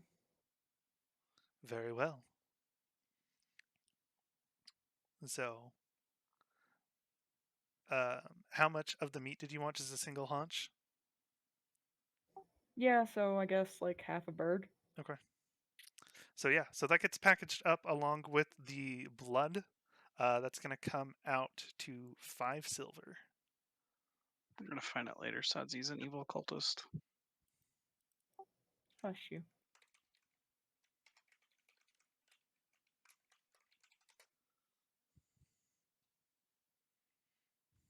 You said 5 silver, correct? Yeah. Okay.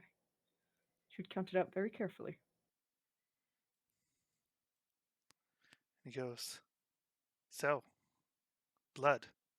Interesting thing to want. Any particular reason? I find you can make an excellent sauce with it. You can.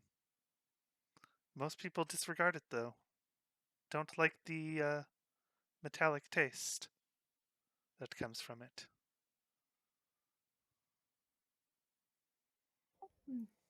It's rich in minerals and nutrients.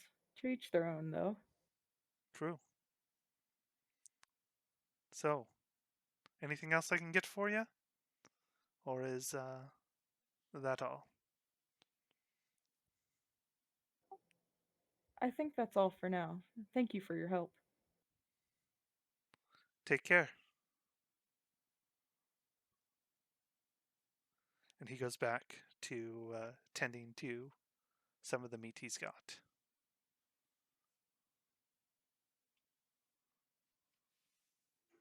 Would there be any bookstores in town? There are no bookstores in town, and there are very few stores by the definition there. It's mostly merchant tents that set up on the rivers.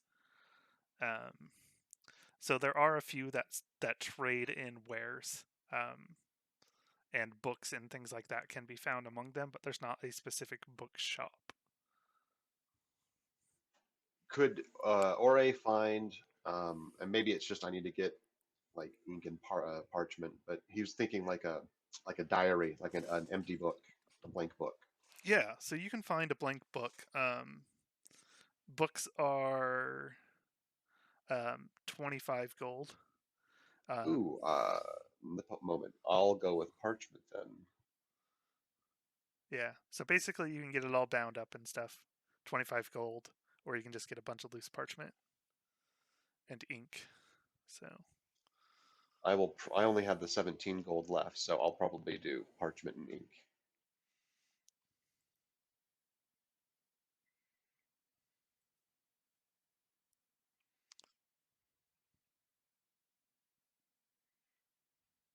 okay. So and then Alondiel was also looking for parchment. So parchment is a silver piece per sheet, and then ink to go with that is 10 gold per bottle, which is 1 ounce. And then pens And are then 2 copper. And then wax as well, so I can close it. So you can seal it up. So Yep. sealing wax is 5 silver. Okay.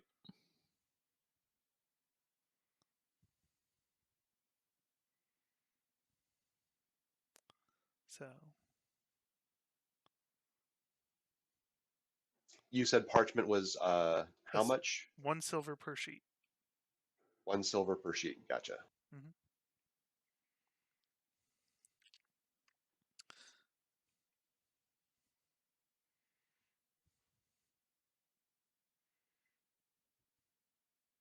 Zeki's probably gonna get a pinch of like a bunch of different spices and stuff, Okay. so that he can give it to Uri. Yeah. I forget where the spices are in the player's handbook. I know they're in there. Yeah, so it's 5 copper for a pound of salt. So pretty easy to Don't need get. that much, yeah. Probably, so probably spend like a silver all told getting a bunch of them because he'll get a couple that are more expensive. Yeah, because salt, ginger, cinnamon, cloves, saffron. Yeah. Yeah, it's all in pounds in the player's handbook, but yeah. So you're able to pick up several of the spices. So pretty easily.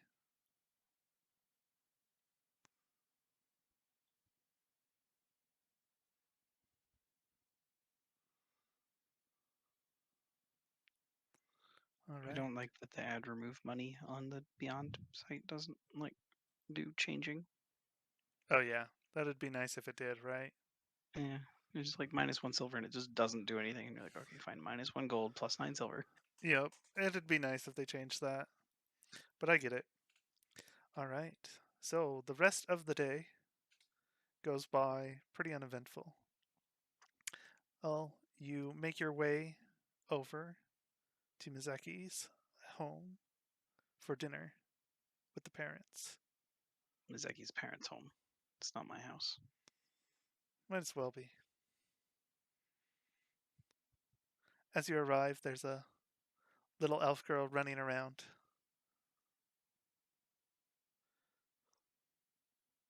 Talking all sorts of nonsense about dwarfs and candy. Mizeki will make sure to scoop her up and do a short lap around the front area. She giggles and screams as you do. Mizeki, good to see you home.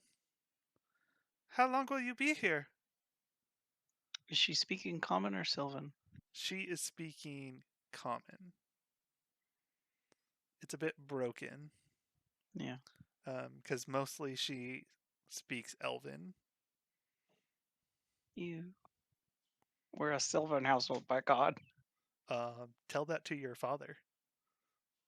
I have many times. We probably collectively speak them all, but I just have failed to keep practicing. I can tutor you. What did she ask again? She asked how long you'll be here. Just for the night, little one. Have to get on a boat and go far away. Many adventures to have. Can I go with you? I want to go on an adventure. Will there be dwarfs? And she kind of looks and sees Seven. You have a dwarf. Does he have candy? Hello. I see you've heard of our world famous gem candy, and Seth can't resist but pull one out. As you do, she pulls out 5. He'll compare colors at that point and not give her another one because he figures the parents probably won't appreciate that. And then he'll just be like, "Oh, do you have the same color that I have?" I like Pokemon cards. She goes, this one is green. This one is yellow. This one is purple. This one is pink. And this one is orange. And you look and, yeah, those are the same colors that you've got. Cool. He'll pat her on the head and say, "This is the best candy in the world." And she goes, and she sticks a piece into her mouth. Bold Begins claims. to suck on it. She goes, Misaki, I didn't know you knew the dwarfs. Don't ruin your dinner now. What would Mother say? She kind of looks around sheepishly. Goes, you won't tell her, will you? He's going to consider it for a moment and then decide no. Not today, because you're being good. She goes, But no, you can't travel with us. Your "Aw, legs are too short. One day they'll be longer. I can ride on you, though.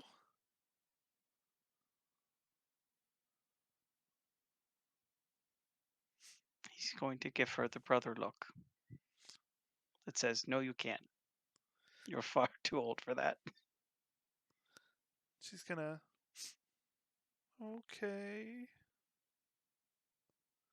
5 is pretty young for an elf. But not for a centaur.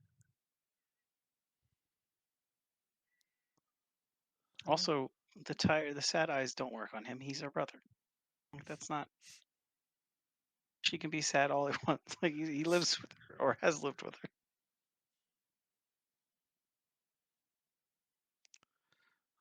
She kind of just wanders away over towards where your mother is, quickly pulling meals out and setting a table. Your father there is assisting, bringing out all sorts of delicious foods from the kitchen. And you see that they did follow your instructions and that there are several small plates that are tasting plates that they set down and instruct for Ore to sit down here. All sorts of delicacies from several of the different river fish, as well as some of the cactus, so like prickly pear, things like that. Ore is very excitedly looking over the plates, and then he looks up at Mazeki's mother and is like, "This is most gracious. Thank you." Well, any friend of our son is always welcome. Mizuki's gonna bark a laugh. That's not hardly true at all. Only the good ones. Well, you stop being friends with the bad ones, right? And she gives you the look that only a mother can give. Yes, ma'am, of course.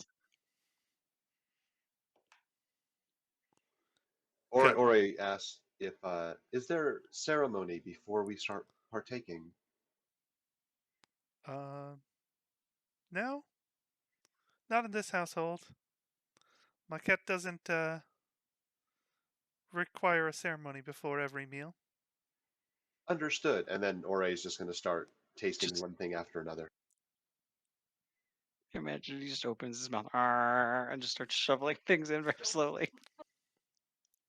No, he's a little slow. He's a little methodical. He's everything he tastes, he's like taking a moment and like seeing if something happens, and then moving on to the next item. Mizeki will add, the ceremony is in the eating and drinking with friends. And here at the table, all are friends.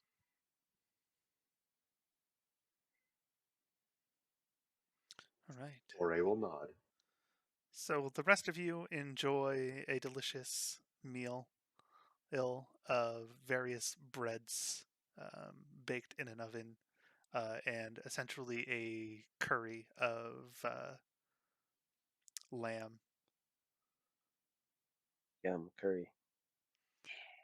using all of the delicious spices that come up the river and pass through the merchant shops. That's the real trick. Because we're on the river, we get all the spices from everywhere. Yep. All comes through. Some Whew, goes up this the is river all the way to a little Zundare. spicier than I'm used to. You guys got a little bit of extra spices down here. We got the good stuff. Comes up. I think I'm this here for is the lamb. from the wilds. Mazeki, do you know where the spices come from? I mean, some are here, but most come in through the river. Some are the wilds, some are across the way, aren't they? Yeah. Some even from the elves up north. Yeah, those take a little bit longer to get here. But I would expect Alondiel here to be more familiar with those. Oh yeah, some of the other spices that got mixed in this dish. I haven't. Did you said it's a curry? Yeah. It's a I like it. it's a Oh blend of man, all sorts of different spices. this is Mizeki, definitely going in my journal. You are a fabulous cook, and compliments to the chef. Mizeki will make sure to give Elendil a small bit of one of his curries, which is a completely different and much spicier one. All right. So, you sleep the night at the family home. In the morning, you head to the river. Get on one of the river boats and head down to Last Breath. It takes a few days downriver, but eventually you reach the docks, where there is a large ship waiting. As you get off the boat, you hear a name called out. Similos Fane? Mizeki will kind of run his hand through his hair and move up and raise the hand. Aye, We got 5 tickets for you. sounds right. Come on. We leave in an hour. What's the name on the outside of the ship?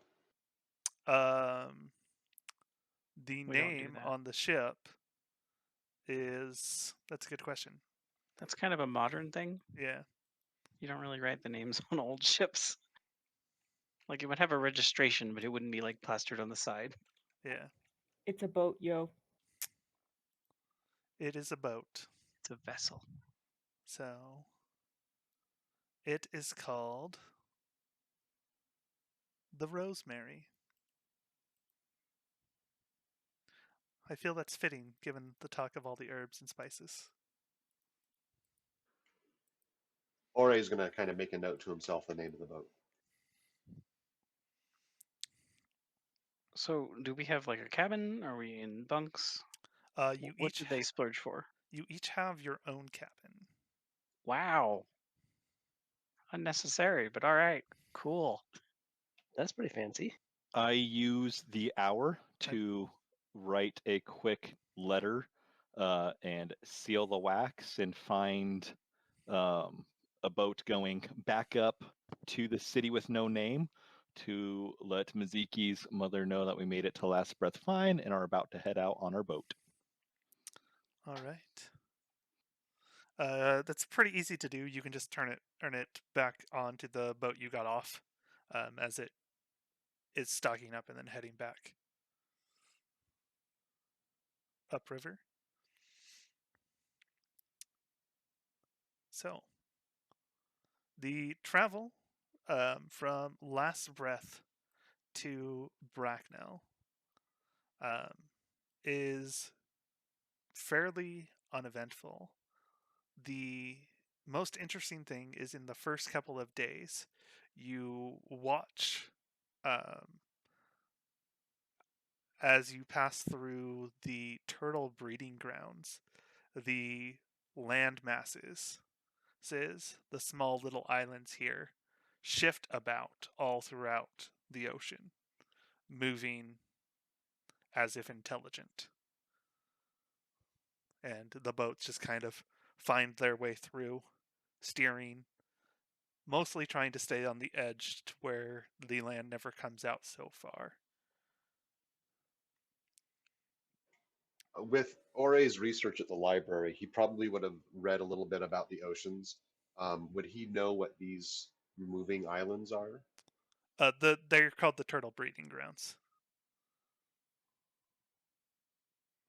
So giant turtles? No one knows, but people that's what people attribute to them to with how they move. I will draw a stylized picture of the turtles, of the islands moving and shifting from like a cutaway. So like from the surface, for like the water in the middle with the island above and giant turtles swimming underneath the water, moving the islands. Are there any forms here that Ori and I can learn? So there are a few aquatic forms, but given that you can't do anything with swim speeds yet, it's just for future reference. But you can see that there are a few animals in the oceans that come up near the surface, jump out. So there are Nice. dolphins, whales. You see a few fish as you watch as the fishermen just kind of gather things up in the nets to help feed the crew and the passengers. So all sorts of various different kinds of fish. Seth hasn't quite gotten seasick. His constitution is pretty high, but he is still not a huge fan of boats. But seeing the fauna in the water, he'll be super excited. So it's like a trip to Cancun. He's like, he's not feeling well, but there's dolphins, so it's okay. Yeah. Any sharks or predators in the water aside from dolphins, whales? So no sharks that get up this close to the surface in this area. Because all the fish that you're seeing are being pulled onto the ship by the fishermen in big old nets. The only reason you're even seeing dolphins and whales is because they need to surface to breathe. So, Do the dolphins like chase the boat like they do in the real world? no. So,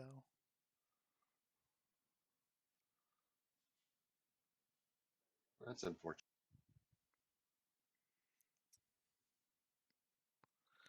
all right. Is there anything you're looking to do on the ship while the travel is happening? While the travel is happening, I was gonna say the number one thing that Stefan is looking to do on the ship is get off of the ship. Okay. Ore would have spent the time writing down on the parchment, breaking down each of the two visions he's had so far, and writing a list of memories and trying to highlight different elements for each one of the memories. And I'm sure on one of the parchment there's a list of food that did not initiate a memory for him. Mizaki's gonna look for there are any other passengers heading the way they are. There are several passengers that are heading this way. Mostly they are tabaxi, turtles, and lizard folk. But there are a few humans, elves, and dwarfs as well headed out here. A tabaxi turtle sounds really cool. I know that's not what you said, but nonetheless. He'll probably just strike up, see what people are doing, talk to anyone who's willing to talk to him. All right.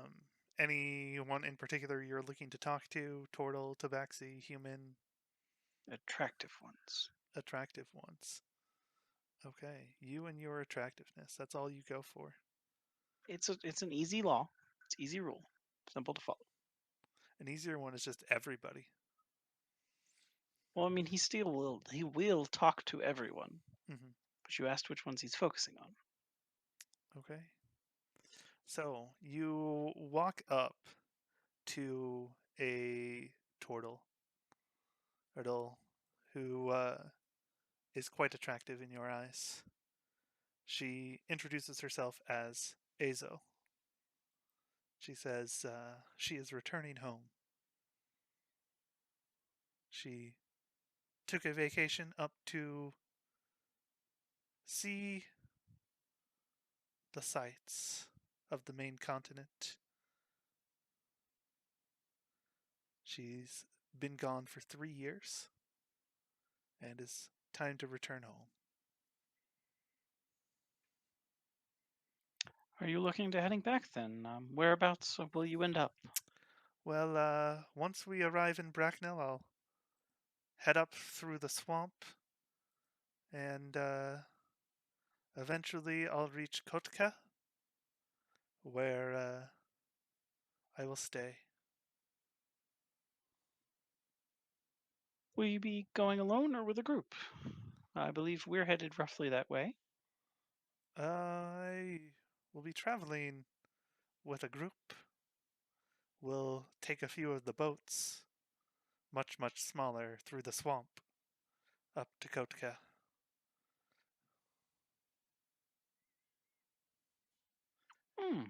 Never been on a swamp boat. Could we perhaps join you along the way? It might be easier with people who know the area. Perhaps, if that is where you are going, if there is room on the boats, you can come with us. That would be wonderful. And then he's going to focus on like the things she's seen and done, I guess, over 3 years because it's a long time. It is a long time, but a lot of that is spent traveling, given the distances of there. Yeah.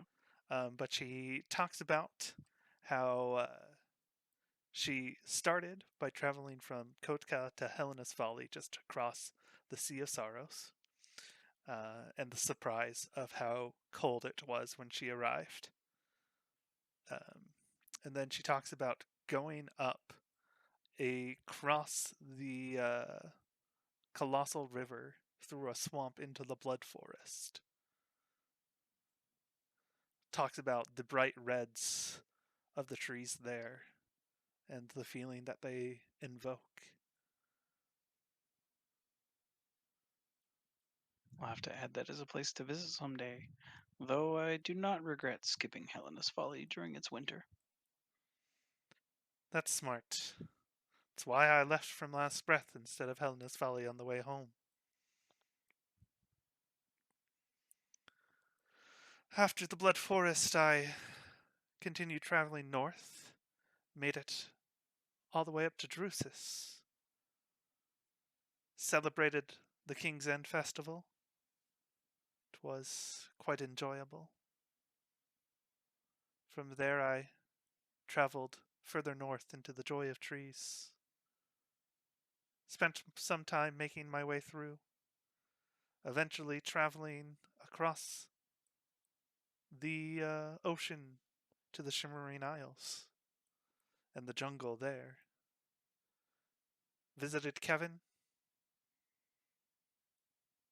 Forgot about Kevin.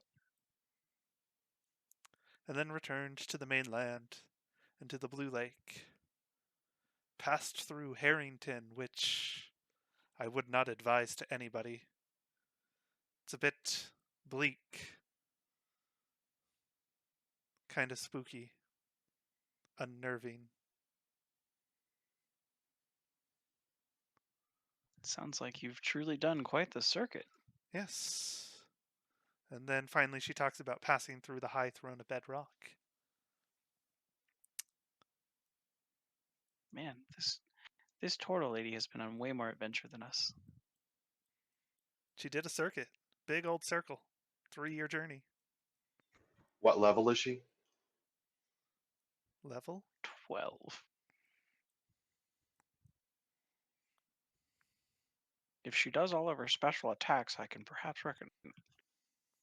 Do you challenge her to a fight No, to find out what level she is?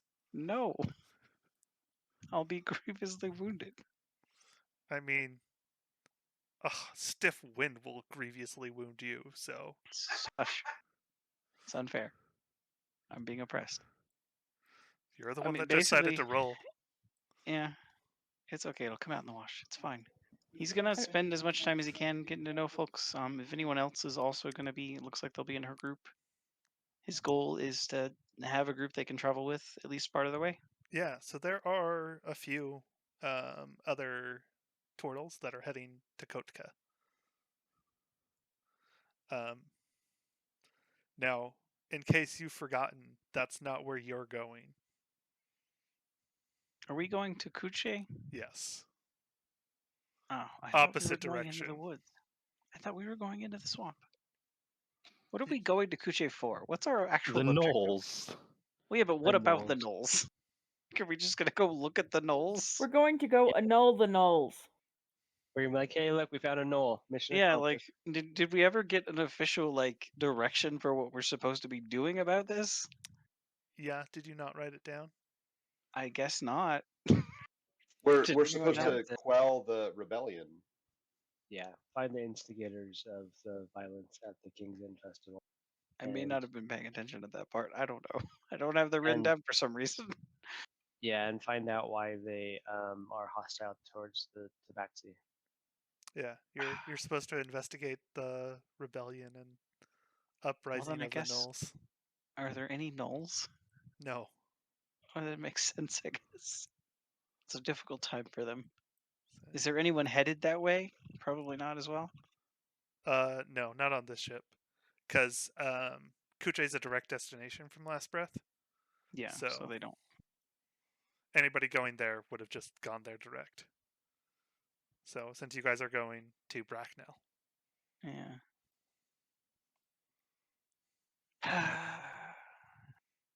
The Gnolls, no.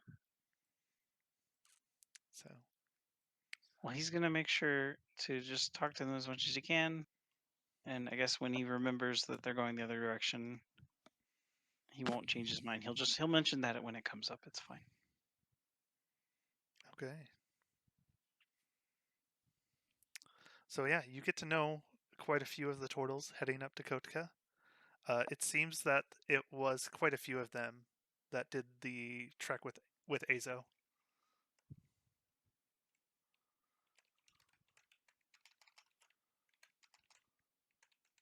The mutant marching turtles. Sure, whatever you want to call them. All right. Eventually, the boat reaches its destination in Bracknell, and you disembark from the ship. Sadzi, you're home. You were last shunned and thrown from this city about 3 months ago.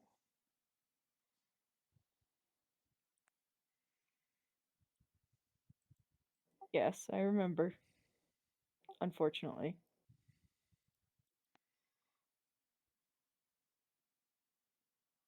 I turn to Mizeki and ask, "Do you have any fur dye in your kit of disguise tricks there?" Fur dye. Yes, some. Why? Because my life and yours will be easier if I'm not immediately recognized. Hush and pass it over, please. I'll reimburse you. I bet we could put a really good beard on Sadzi. I have perfectly fine whiskers, thank you very much. Eventually, we'll all have beards. I guess Mizuki will help disguise Sadzi's markings at least enough that Sadzi doesn't immediately stand out as Sadzi. Okay. Go ahead and make a disguise check.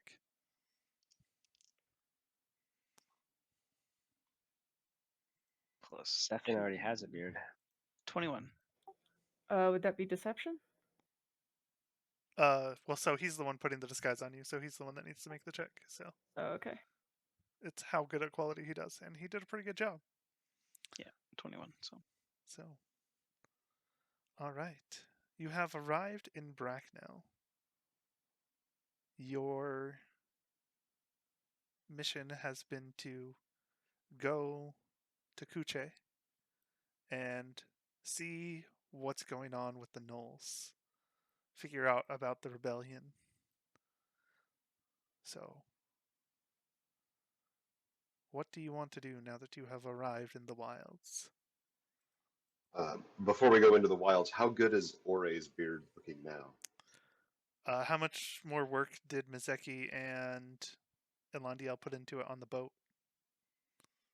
Probably a couple of hours at least Okay. over the trip. Probably more focused on it at the beginning. Yeah, it's a really well-defined beard, about half the size of Sephin's. That's pretty good, honestly, for a robot man. Ah, Ore. Nice beard. I'm in the wrong voice because I'm a pirate now because we're on a ship. It's that seasickness getting to you. Yeah. You have been speaking like that for many days. You get on the seas and the seas just take you over. It's the scratchiness from the throwing up. Yeah. Hey, he hasn't thrown up. Stefan hasn't thrown up once yet. He's been passing his constitution saves like a champ. Mm-hmm. But he will compliment Ore on his beard.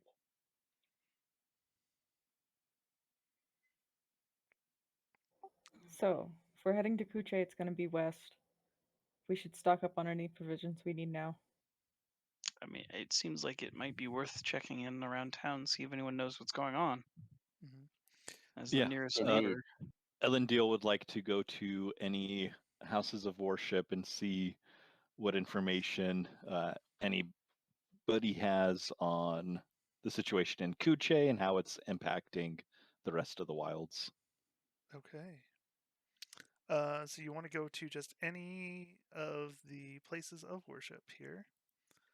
Ideally, I'd try elven stuff first, but we're pretty far from elven mostly populated lands. So if they have any of those, I'll go there first. Otherwise, I'll find if any Ibar, and then if I can't find any of that, then just a generic any other prominent ones.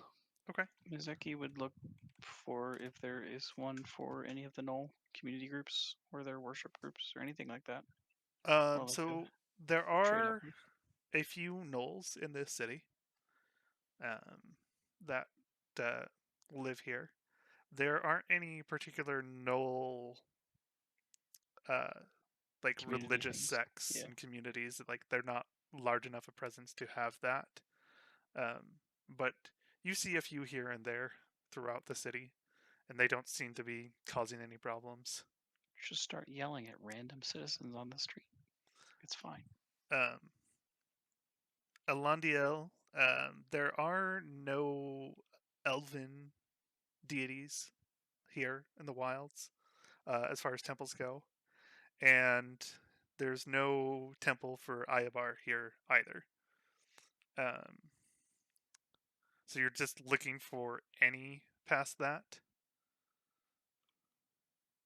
Or is there still a specific one you're looking for? One's close to the pantheon that I'd be familiar with. I guess whatever the main one is, whatever the main house of worship or temple, and go see what's there. Okay. See if... So the main ones that you're going to find in Bracknell are going to be Anrin, Remelath. She's the goddess of the seas. She is a Triton. In addition to her, next to her temples, you'll always find temples of Fingerroad. He is the protector of the seas, and Anrin's right hand. Ooh, I want to go there and talk to them about Fingerroad's ring. Okay. All right. So in addition to those temples, just so you know what else is available, Agricola and Coldalva have temples here. They're a husband and wife couple. Human, plants, and agriculture. Then Thelia, the Star Mother, has a temple here. And then, where is he? Groented, the champion of dragons. They have a temple here. And then Loetta, goddess of wildlife and hunting. She is a tabaxi. And those are the major temples that you'll find here, with Loetta being the only of those divines who is considered a lesser divine. Ore would probably stop by the Star Mother temple here. Okay. So, but since you want to go to Fingerroad, we'll go ahead and go there. But I wanted to make sure you know everyone that's there. So you head to the temple for Fingerroad. Inside, you see that there are several of the priests going around, and they wear a lot of ocean blue, seafoam green colors, and they have a symbol that is just a hand rising up out of the water. That's cool. I introduce myself. Hello, I am Ellen Dilamic here.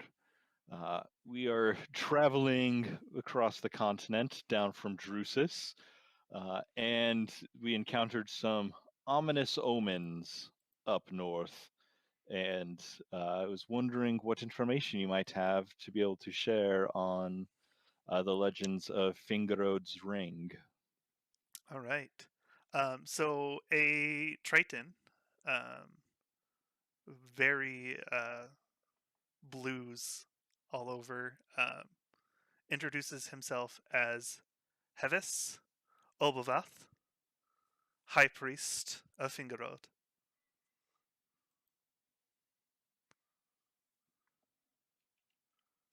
You've been traveling and seeing some bad omens. What particularly have you been experiencing? While at Drusus, several of my companions had shared dreams where we saw people calling for help, asking for us to remember before they're beheaded. And then during the King's End festival, as the I just forgot the word. The icon, the mannequin, the representation of the king's beheading, a storm came out of nowhere, strong thundering and lightning, and the temple of Iabar was struck and destroyed by fire. many of the priests in the temple, as well as those nearby, were speaking of fears of the end times and the return of Fingerroad's ring. The return of Fingerroad's ring, huh? It's a myth. So, let me tell you. It is said that Fingerroad's Grasp, the set of islands slightly north and west of here, once there was an extra island that sunk into the sea. The island supposedly shone brightly as silver in the sun. It was known as Fingerroad's Ring. Claims that during the Age of Folly is when it was sunk. But we have been there many times to the area where this landmass would be, dove down into the depths of the ocean, and there is no land there whatsoever.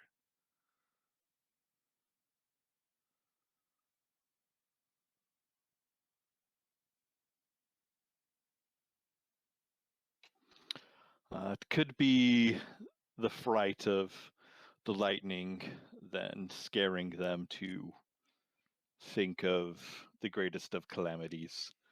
Tell me more about what about it returning would lead to such ends of days. So it is believed that if this island existed, that it was sacred, very special, not just to Fingerroad, but to all of the divines. Rumors abound that it kept a record of all of the divines and their locations, where they currently reside, what plane of existence they are on, how to find them.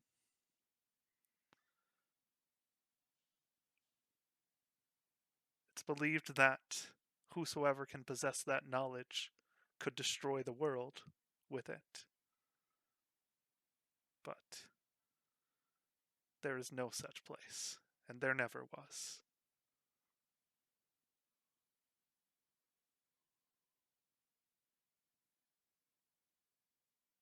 Those that believe in such myths are mistaken. If they would listen to those of us who worship, believe, and communicate with Fingerroad regularly, they would understand as we do that there is no such threat.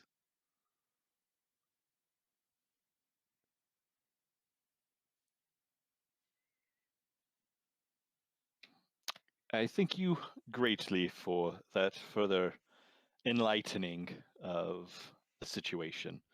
It is, it's been a long time since I've experienced travels of such and such wide communications. This has been a very educational experience, and I thank you greatly.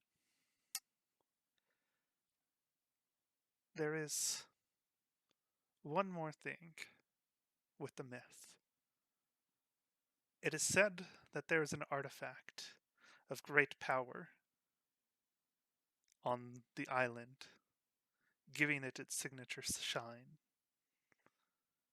If it is not just a myth, that could be what destroys the world. Someone getting their hands on it. But, as I have stated, we have searched the area. We have gone down deep and found nothing. It was not sunk. So, the myths are at least wrong in that aspect. And I, for one, do not believe that they are true at all.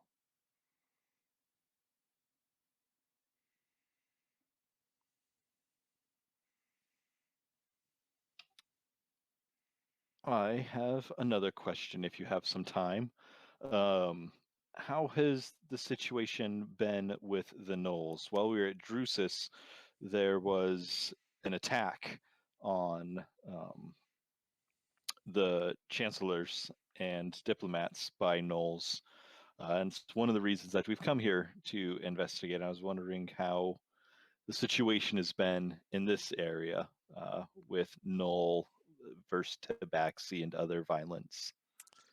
In Bracknell, there have been no such issues. However, we have seen an influx of Gnolls from Kuche in recent months, saying that they aren't feeling welcome in their home city anymore. We've also seen several pass through, heading out into the swamp.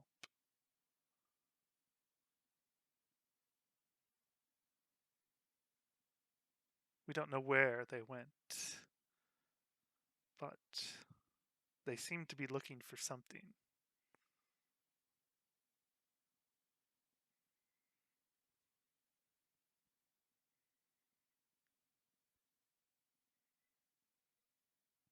If there's Interesting.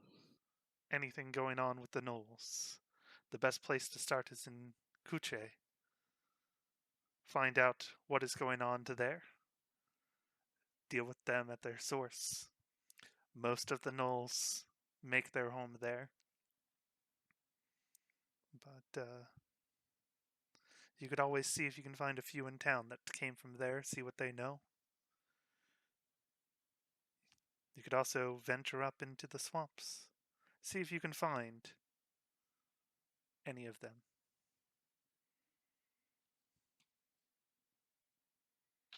Thank you, Havas, for your time. I will return to my companions and let them know. If you need any aid of healers, send for me, and I will be glad to assist with any needs that your temple might have. And again, I thank you, and I must be off. And I give a formal clerical bow and leave gesture and try to go find my friends. It was nice meeting you, Elandiel.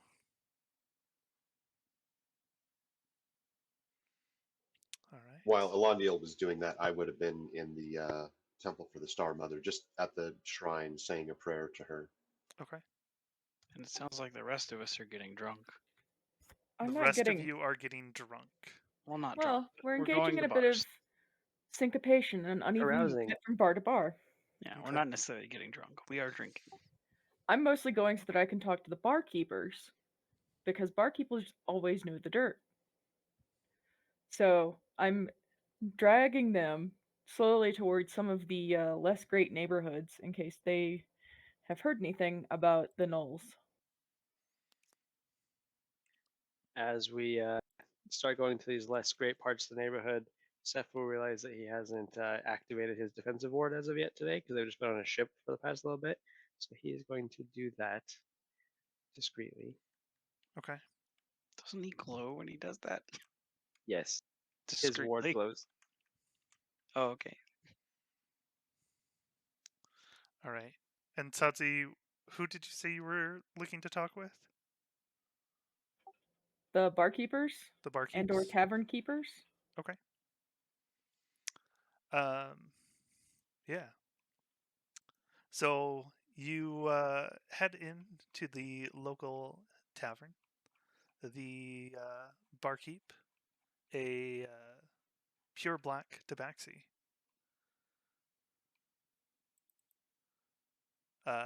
named Sweet Stitch. What do you ask her?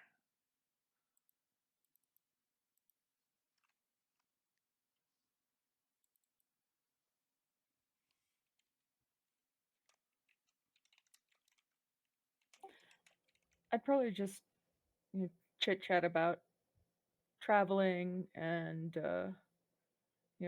trying to catch up on what's been going on in the city and kind of work it around to, oh yeah, have you heard about any uprisings or like unrest, any trouble going around? Like I heard there might have been something going on in Drusus with like the Gnolls, but around here? She goes, well, we've been seeing a influx of the Gnolls. Strangely, I'd say about half of them that have come here have continued on into the swamp, which is unusual. They tend to prefer to stay on the rocks, not go wading through the swamp with the lizards and the crocodiles and the grungs and the bullywugs. Well, yeah, and they're nobody's ideal traveling companions. That's interesting though, because yeah, they do tend to stick to the rocky areas. Any of them say they were looking for something out there? Something that might draw them towards the swamps? No, none of them mentioned looking for anything specific. I overheard a few of them saying that they were meeting somebody out there, though. Huh, that's weird. I mean, what kind of person would choose to meet out in the middle of the swamps? Right? Well, maybe some of the lizard folk would. I mean, even for the lizard folk, that'd be a bit tough out there with all the predators and things. They're pretty good at training them, though. Oh yeah, I'll give you that. Eat like them, too. How do we know that the lizard folk aren't just the same predators? Got a bit of intelligence in them, though. She kind of Oh, scratches her chin. yeah, I've been out in the swamps sometimes, you know, hunting and whatnot, and they don't act the same, they don't look for the same things. I don't think they're related. I guess probably as closely to us as to house cats. Yeah, probably.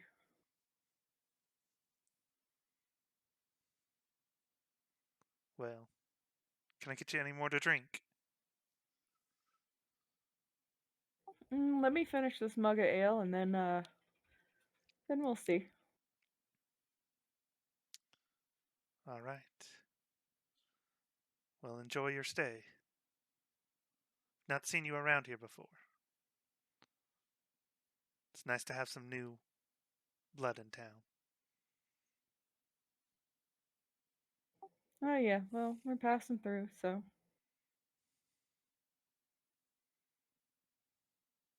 Subtle fist pump for successful disguise. Yeah, very successful. No one has recognized Sadzi yet. So these tavern keepers, as we're all together, they said Gnolls have been passing through. Is there like a Gnoll enclave in town? There are a few Gnolls in town, but there's not an enclave specifically. Yeah. It's a very small, scattered collection of them, basically. Mm-hmm. Stefan kind of wants to, he'll powwow with the three, Mizaki, Sadzin himself, and say, we should go and talk to these Gnolls. Not you, Sadzi. I believe that would place you in too much peril. But others should try and learn their plight and their goals. It sounds like the ones in town aren't related. But perhaps they know someone who knows someone. Perhaps.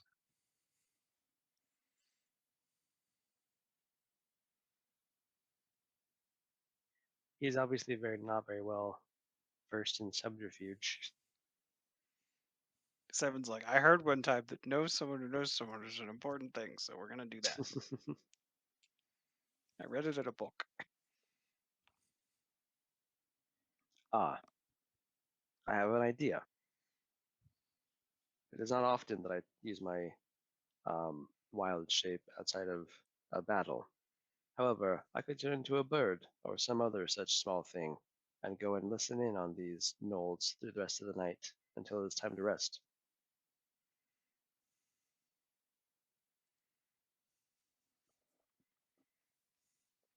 Misaki's gonna shrug.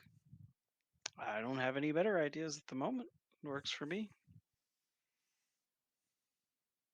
We'll have to see if we can find anyone who can take us out on the trail. If we're not going into the swamps and we're heading towards the rocks. Steph just meant inside the city because I think we want to sleep here tonight. Yeah, Misaki means more like later. He doesn't think they're Oh, yeah. leaving now. Just if we can hire somebody to take us along that way, because obviously Sadzi's not been that way. So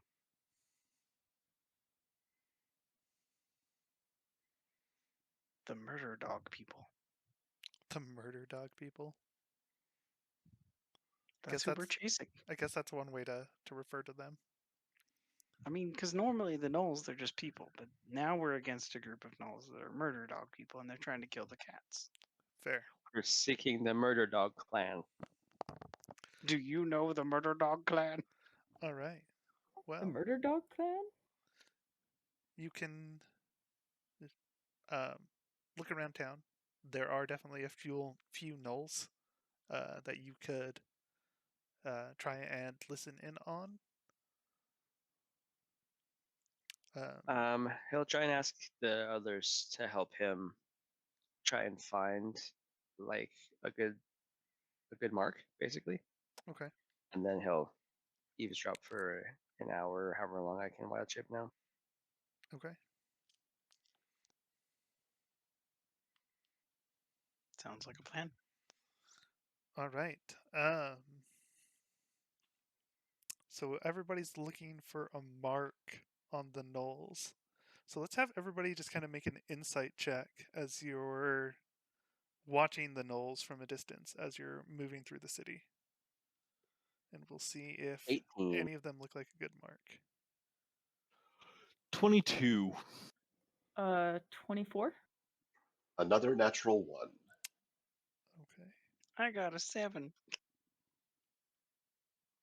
All right. So Sadzi and Alandiel, you're watching, and you see a few gnolls in the city that kind of turn up their nose at every tabaxi that passes by them. And they seem to be avoiding the tabaxi as much as possible, which is very hard to do in Bracknell, given that it is a tabaxi-dominated city. It's like going to Portland and avoiding the hipsters. If there's going to be any gnolls for you to listen in on, it would be this group.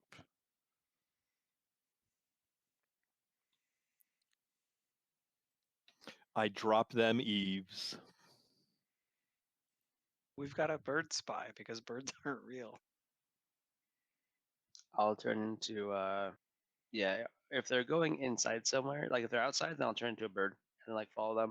But if it looks like we need to go inside, then I'll turn into like a rat or something or a bug. Right. A fly is a great one. I'm just gonna turn into a fly. We're doing it. Okay. You can't yet. Yeah, you can't do anything with a fly speed yet. Beetle. Oh yeah. You could turn into a kiwi. So Squirrel. Spider. Yeah, I'll just turn into a fast bug. yeah, I was gonna say, so bugs, frogs, would be very popular around here as animals to turn into, but I don't think you can do swim speeds yet either. So yeah, bugs. Bugs is pretty much what you're looking at. Or I So, could turn into a octopus and camouflage inside of their tent. yeah, That wouldn't be suspicious at all. A tentacle monster walking in and then camouflaging to the wall. yeah. I mean, Spider would probably be your best bet. their roctopuses could be in this area for sure, especially if you head out into the rocky areas.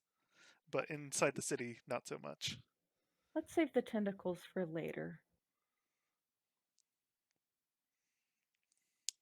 Yeah, but you're able to shift into a spider, move around.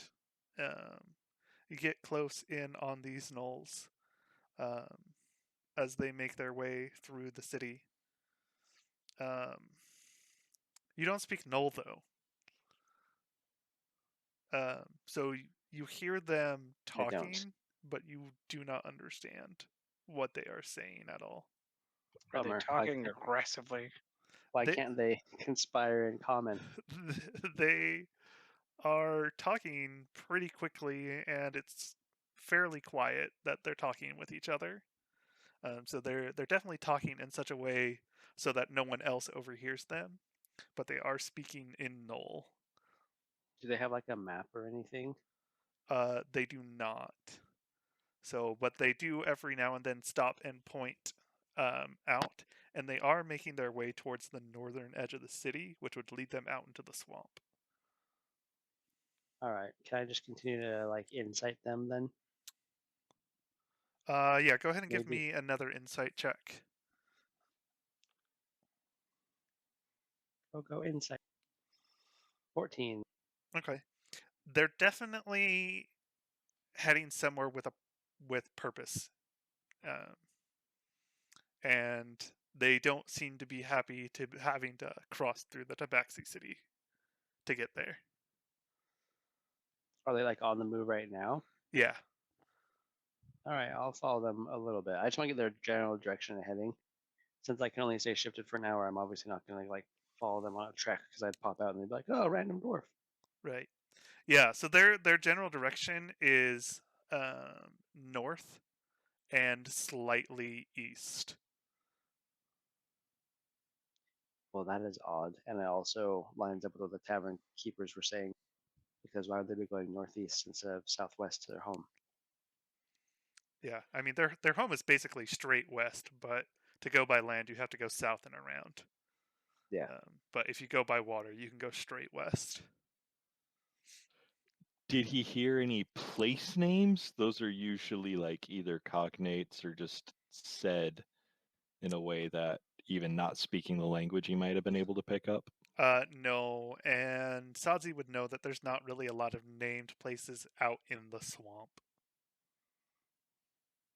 So, All right. Well, before the hour expires, Seth will go back to the party and tell them disappointingly that he didn't really find anything, but the Gnolls are going to the northeast with purpose.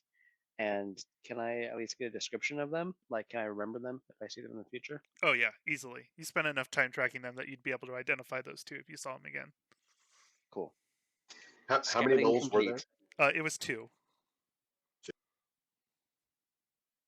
When Stefan comes back and relays this information, my suggestion would be we could try and track them. And Elendil did see them before they started walking, so he could probably get a sketch too. It's like I almost said Galarian, wrong world. It's Volade's Most Wanted. I mean, yeah, Elundiel could make a check and draw some artwork of them.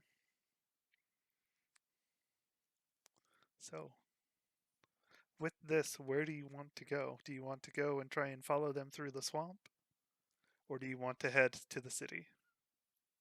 I mean, Seth really wants to sleep here tonight in a normal bed in a normal city. That's his vote.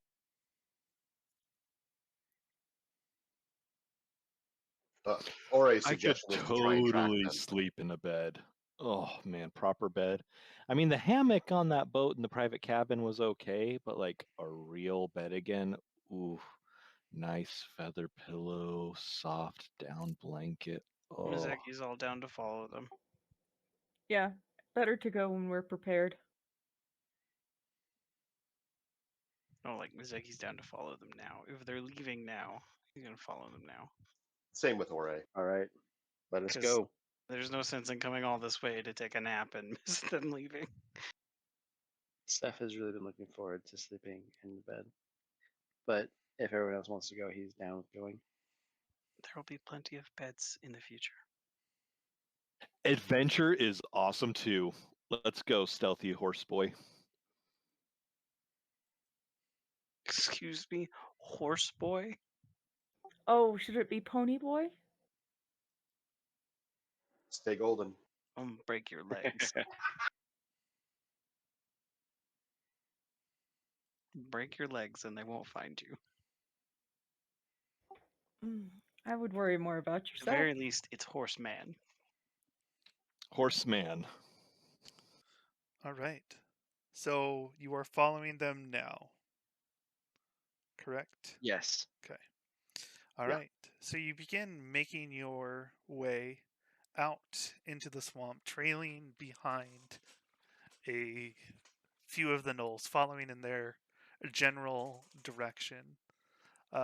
For most of the first hour, the land is fairly dry, and you're able to walk through it without much issue. As you get further in, it begins to slow down as it becomes more muck that you walk through, and the water begins to slowly rise up to your ankles as you make your way through. Eventually, you come across an area where there are two boats pulled up onto the land. And there are a few bridges going from dry space to dry space over the water, just kind of floating there, held in place by some ropes.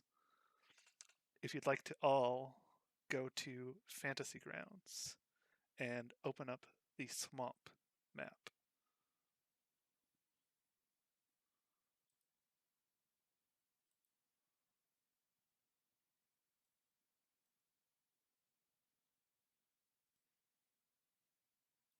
My fantasy ground's closed. Well, you'll just have to reconnect then. That's what I'm. Is it under images? Yes. Yeah, images swamp. It's weird that you can't find. There's a way to force show it for us, and I have no idea what it is nowadays. Yeah, I'm also not sure which one it is to force show it to you. Did you use Dungeon Draft to make this? Yes. Nice. All right. So, as you reach this area, you see uh, in the water there are a few spots that indicate motion underneath the water.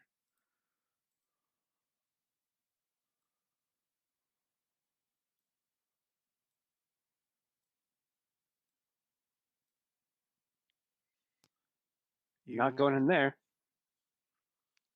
Looking around, you see that there are definitely tracks leading from these boats across the bridge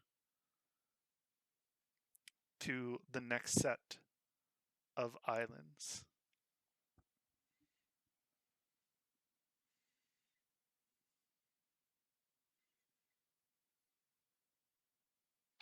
What do the tracks look like? Booted, paws, something big, something small. So there is a mixture of tracks here. So there are some that are boots.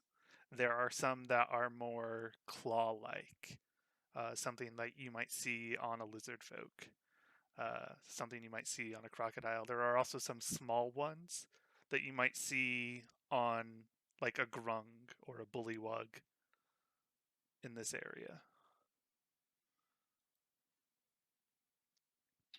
Boots, claws, and webs. Webbed prints. Got it.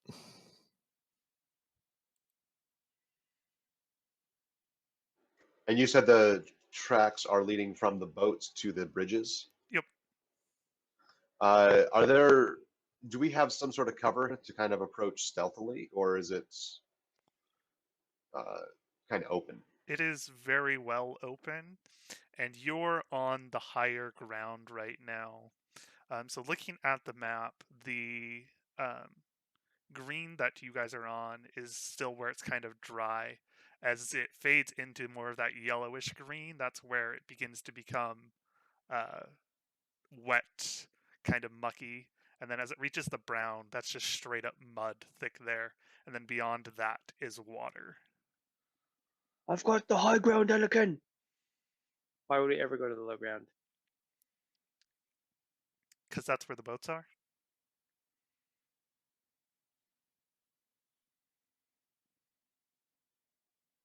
I'll That's a good go point. take a look at the boats. Okay. I will follow Elandiel. All right. Go ahead and move yourselves towards the boats. And as you get there, I would like you all to roll initiative.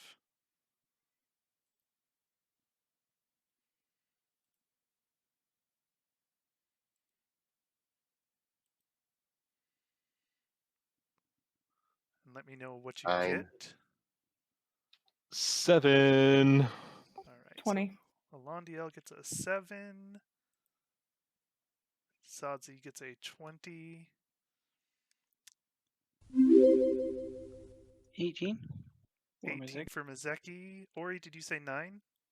I said 9, yeah. And Sefin? Stephanie gets a 10. 10. All right. So, as Ore, Mizeki, and Alendiel approach the boats, you see the water begin to move, and you see something large underneath swimming towards the boat at a pretty quick speed. Sadzi, you are up first.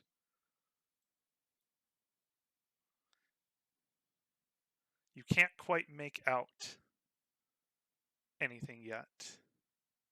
You just see something quickly approaching the boats. Okay. But I would probably have a decent guess as to what it is. From its size, you're going to guess that it's a crocodile. Yay. Not really.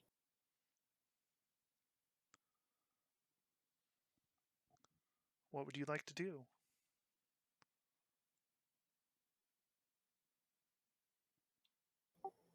Is running away an option? You can run.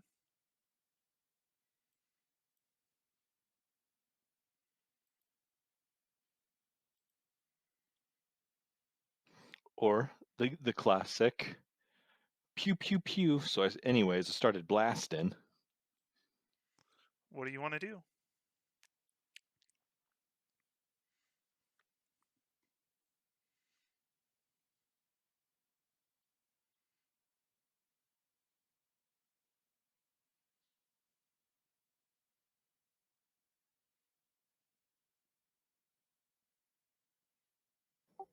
Well, I'd probably, let's see.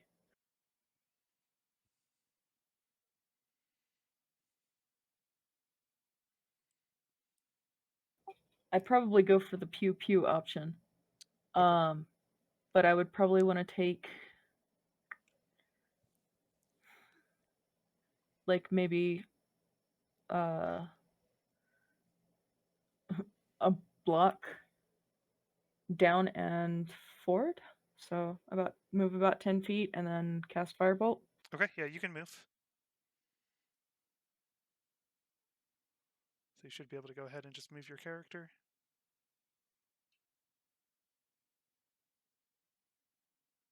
All right, and then go ahead and roll your attack, and we'll see if you hit.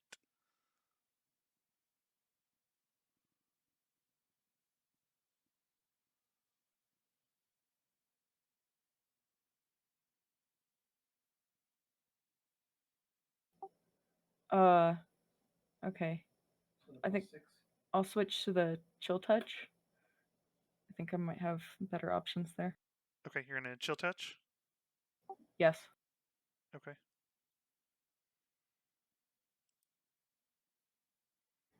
Eight.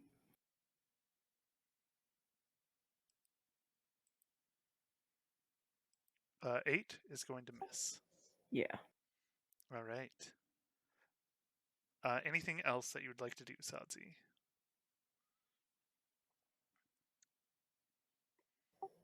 Not at this time. Okay, Mizeki, you are up next. I'm gonna shoot a bolt at it with my crossbow. Okay. Go ahead and make your attack roll. 12. 12 is going to miss because it hasn't fully emerged from the water yet. Oh, very sad. So it has some cover from your attack at this moment. The crocodile is up next, and it is going to swim up to the edge of the water, emerging in between the boats, kind of crushing them a bit as it does so, and bite at Elandiel. So that is a 13 to hit.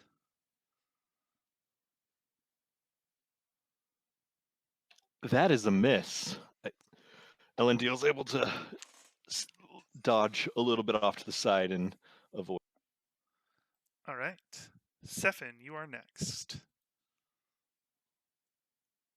All right.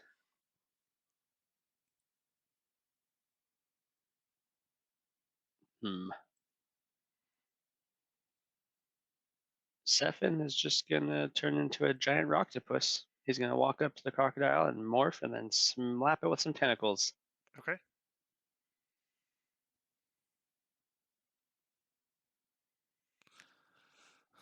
That's So, Stefan's go-to. It has a 15-foot octopus? reach. Okay. And is it Yeah. large? Yeah, it is. Okay. So he'd be taking these 4 spaces right here. Yeah. Stop moving him.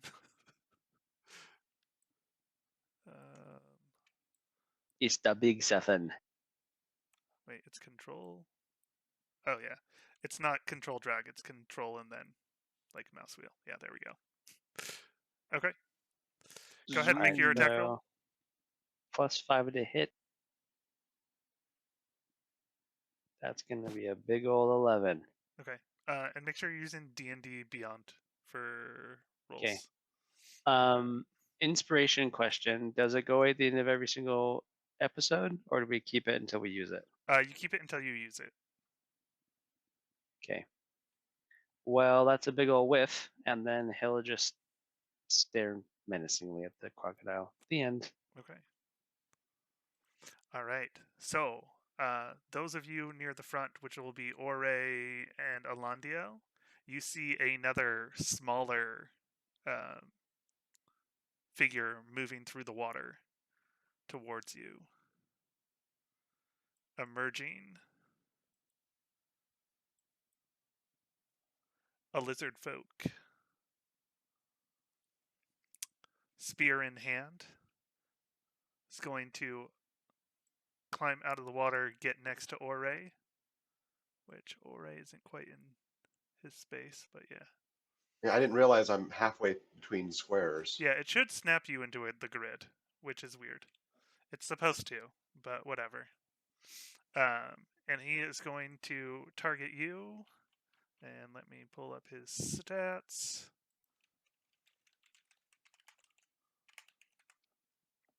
He's like, "Oi, mate, why are you attacking my crocodile?" That is a 18 to hit. That is my armor class. That hit.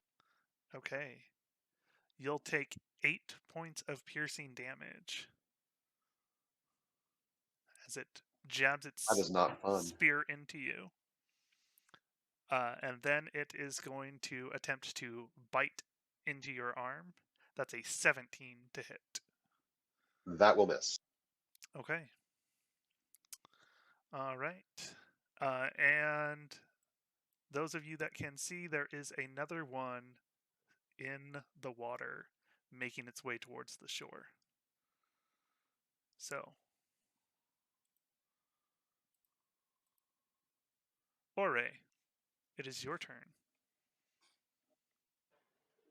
Could I get both of these guys in Thunderwave without hitting anybody else? Thunderwave's a 15-foot cube. Yes, it is. Yeah, you'll probably destroy the boats, but yes. Okay. I'm going to do cast Thunderwave. That is a con save of 15. Con save of 15. Okay, the lizard folk gets a 10. The crocodile gets a 4, so they both fail. Did you blow up our boats? They're not your boats, they're just boats. That is Our boats. 13 damage. Okay. Hey, DM, did you see the pings on Discord? No. Okay, that's what I figured. Yeah. Check the Hangout channel when you can check.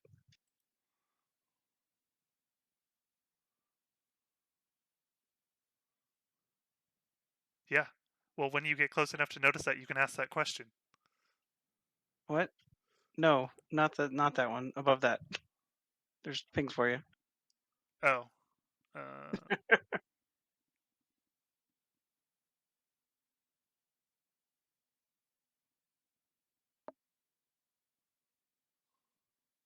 I do want to know that answer to that question.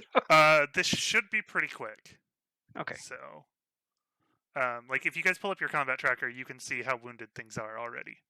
So, anything else that you're doing, Ore? So yeah, I did that to them, and I am going to.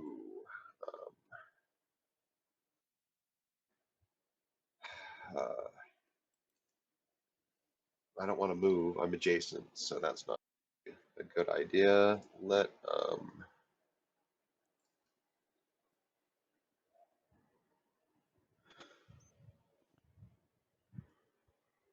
Yeah, I'm good right now. Okay. Alandiel, you are up.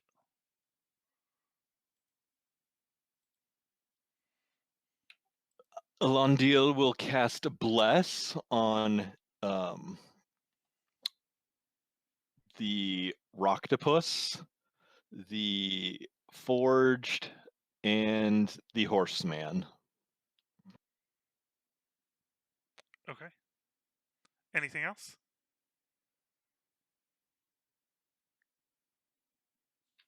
And then hold shield at the ready, trying to not get eaten by a crocodile. Okay. Sadzi, back to you. So there's a crocodile and a lizard folk that have popped up out of the water, and there's another smaller figure swimming towards the shore. All right, let's try a firebolt. Okay. At who? The crocodile or the lizard folk? Or do you want to try and hit the one that's swimming? You can reach him from there. But he's got cover. Lizard folk is probably the more pressing threat, so let's go there. Okay.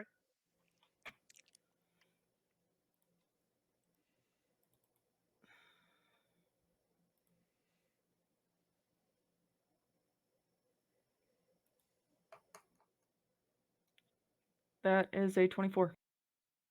24 hits.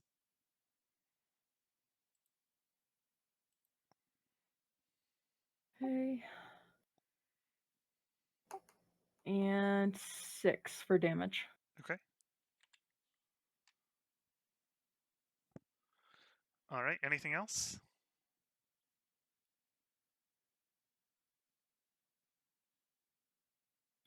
I'd like to take a step back away from the boats.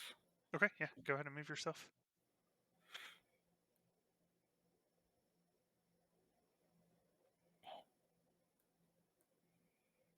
Weird that it's snapping you in between. Yeah, it's doing half snapping for some reason. Yeah, I don't know why. There we go. I fixed it. Okay. All right, Mizeki, you are up. I also don't like that it snaps my image away from where I want it to be anytime I click Which next is to an hilarious. initiative. I'll have to figure that out.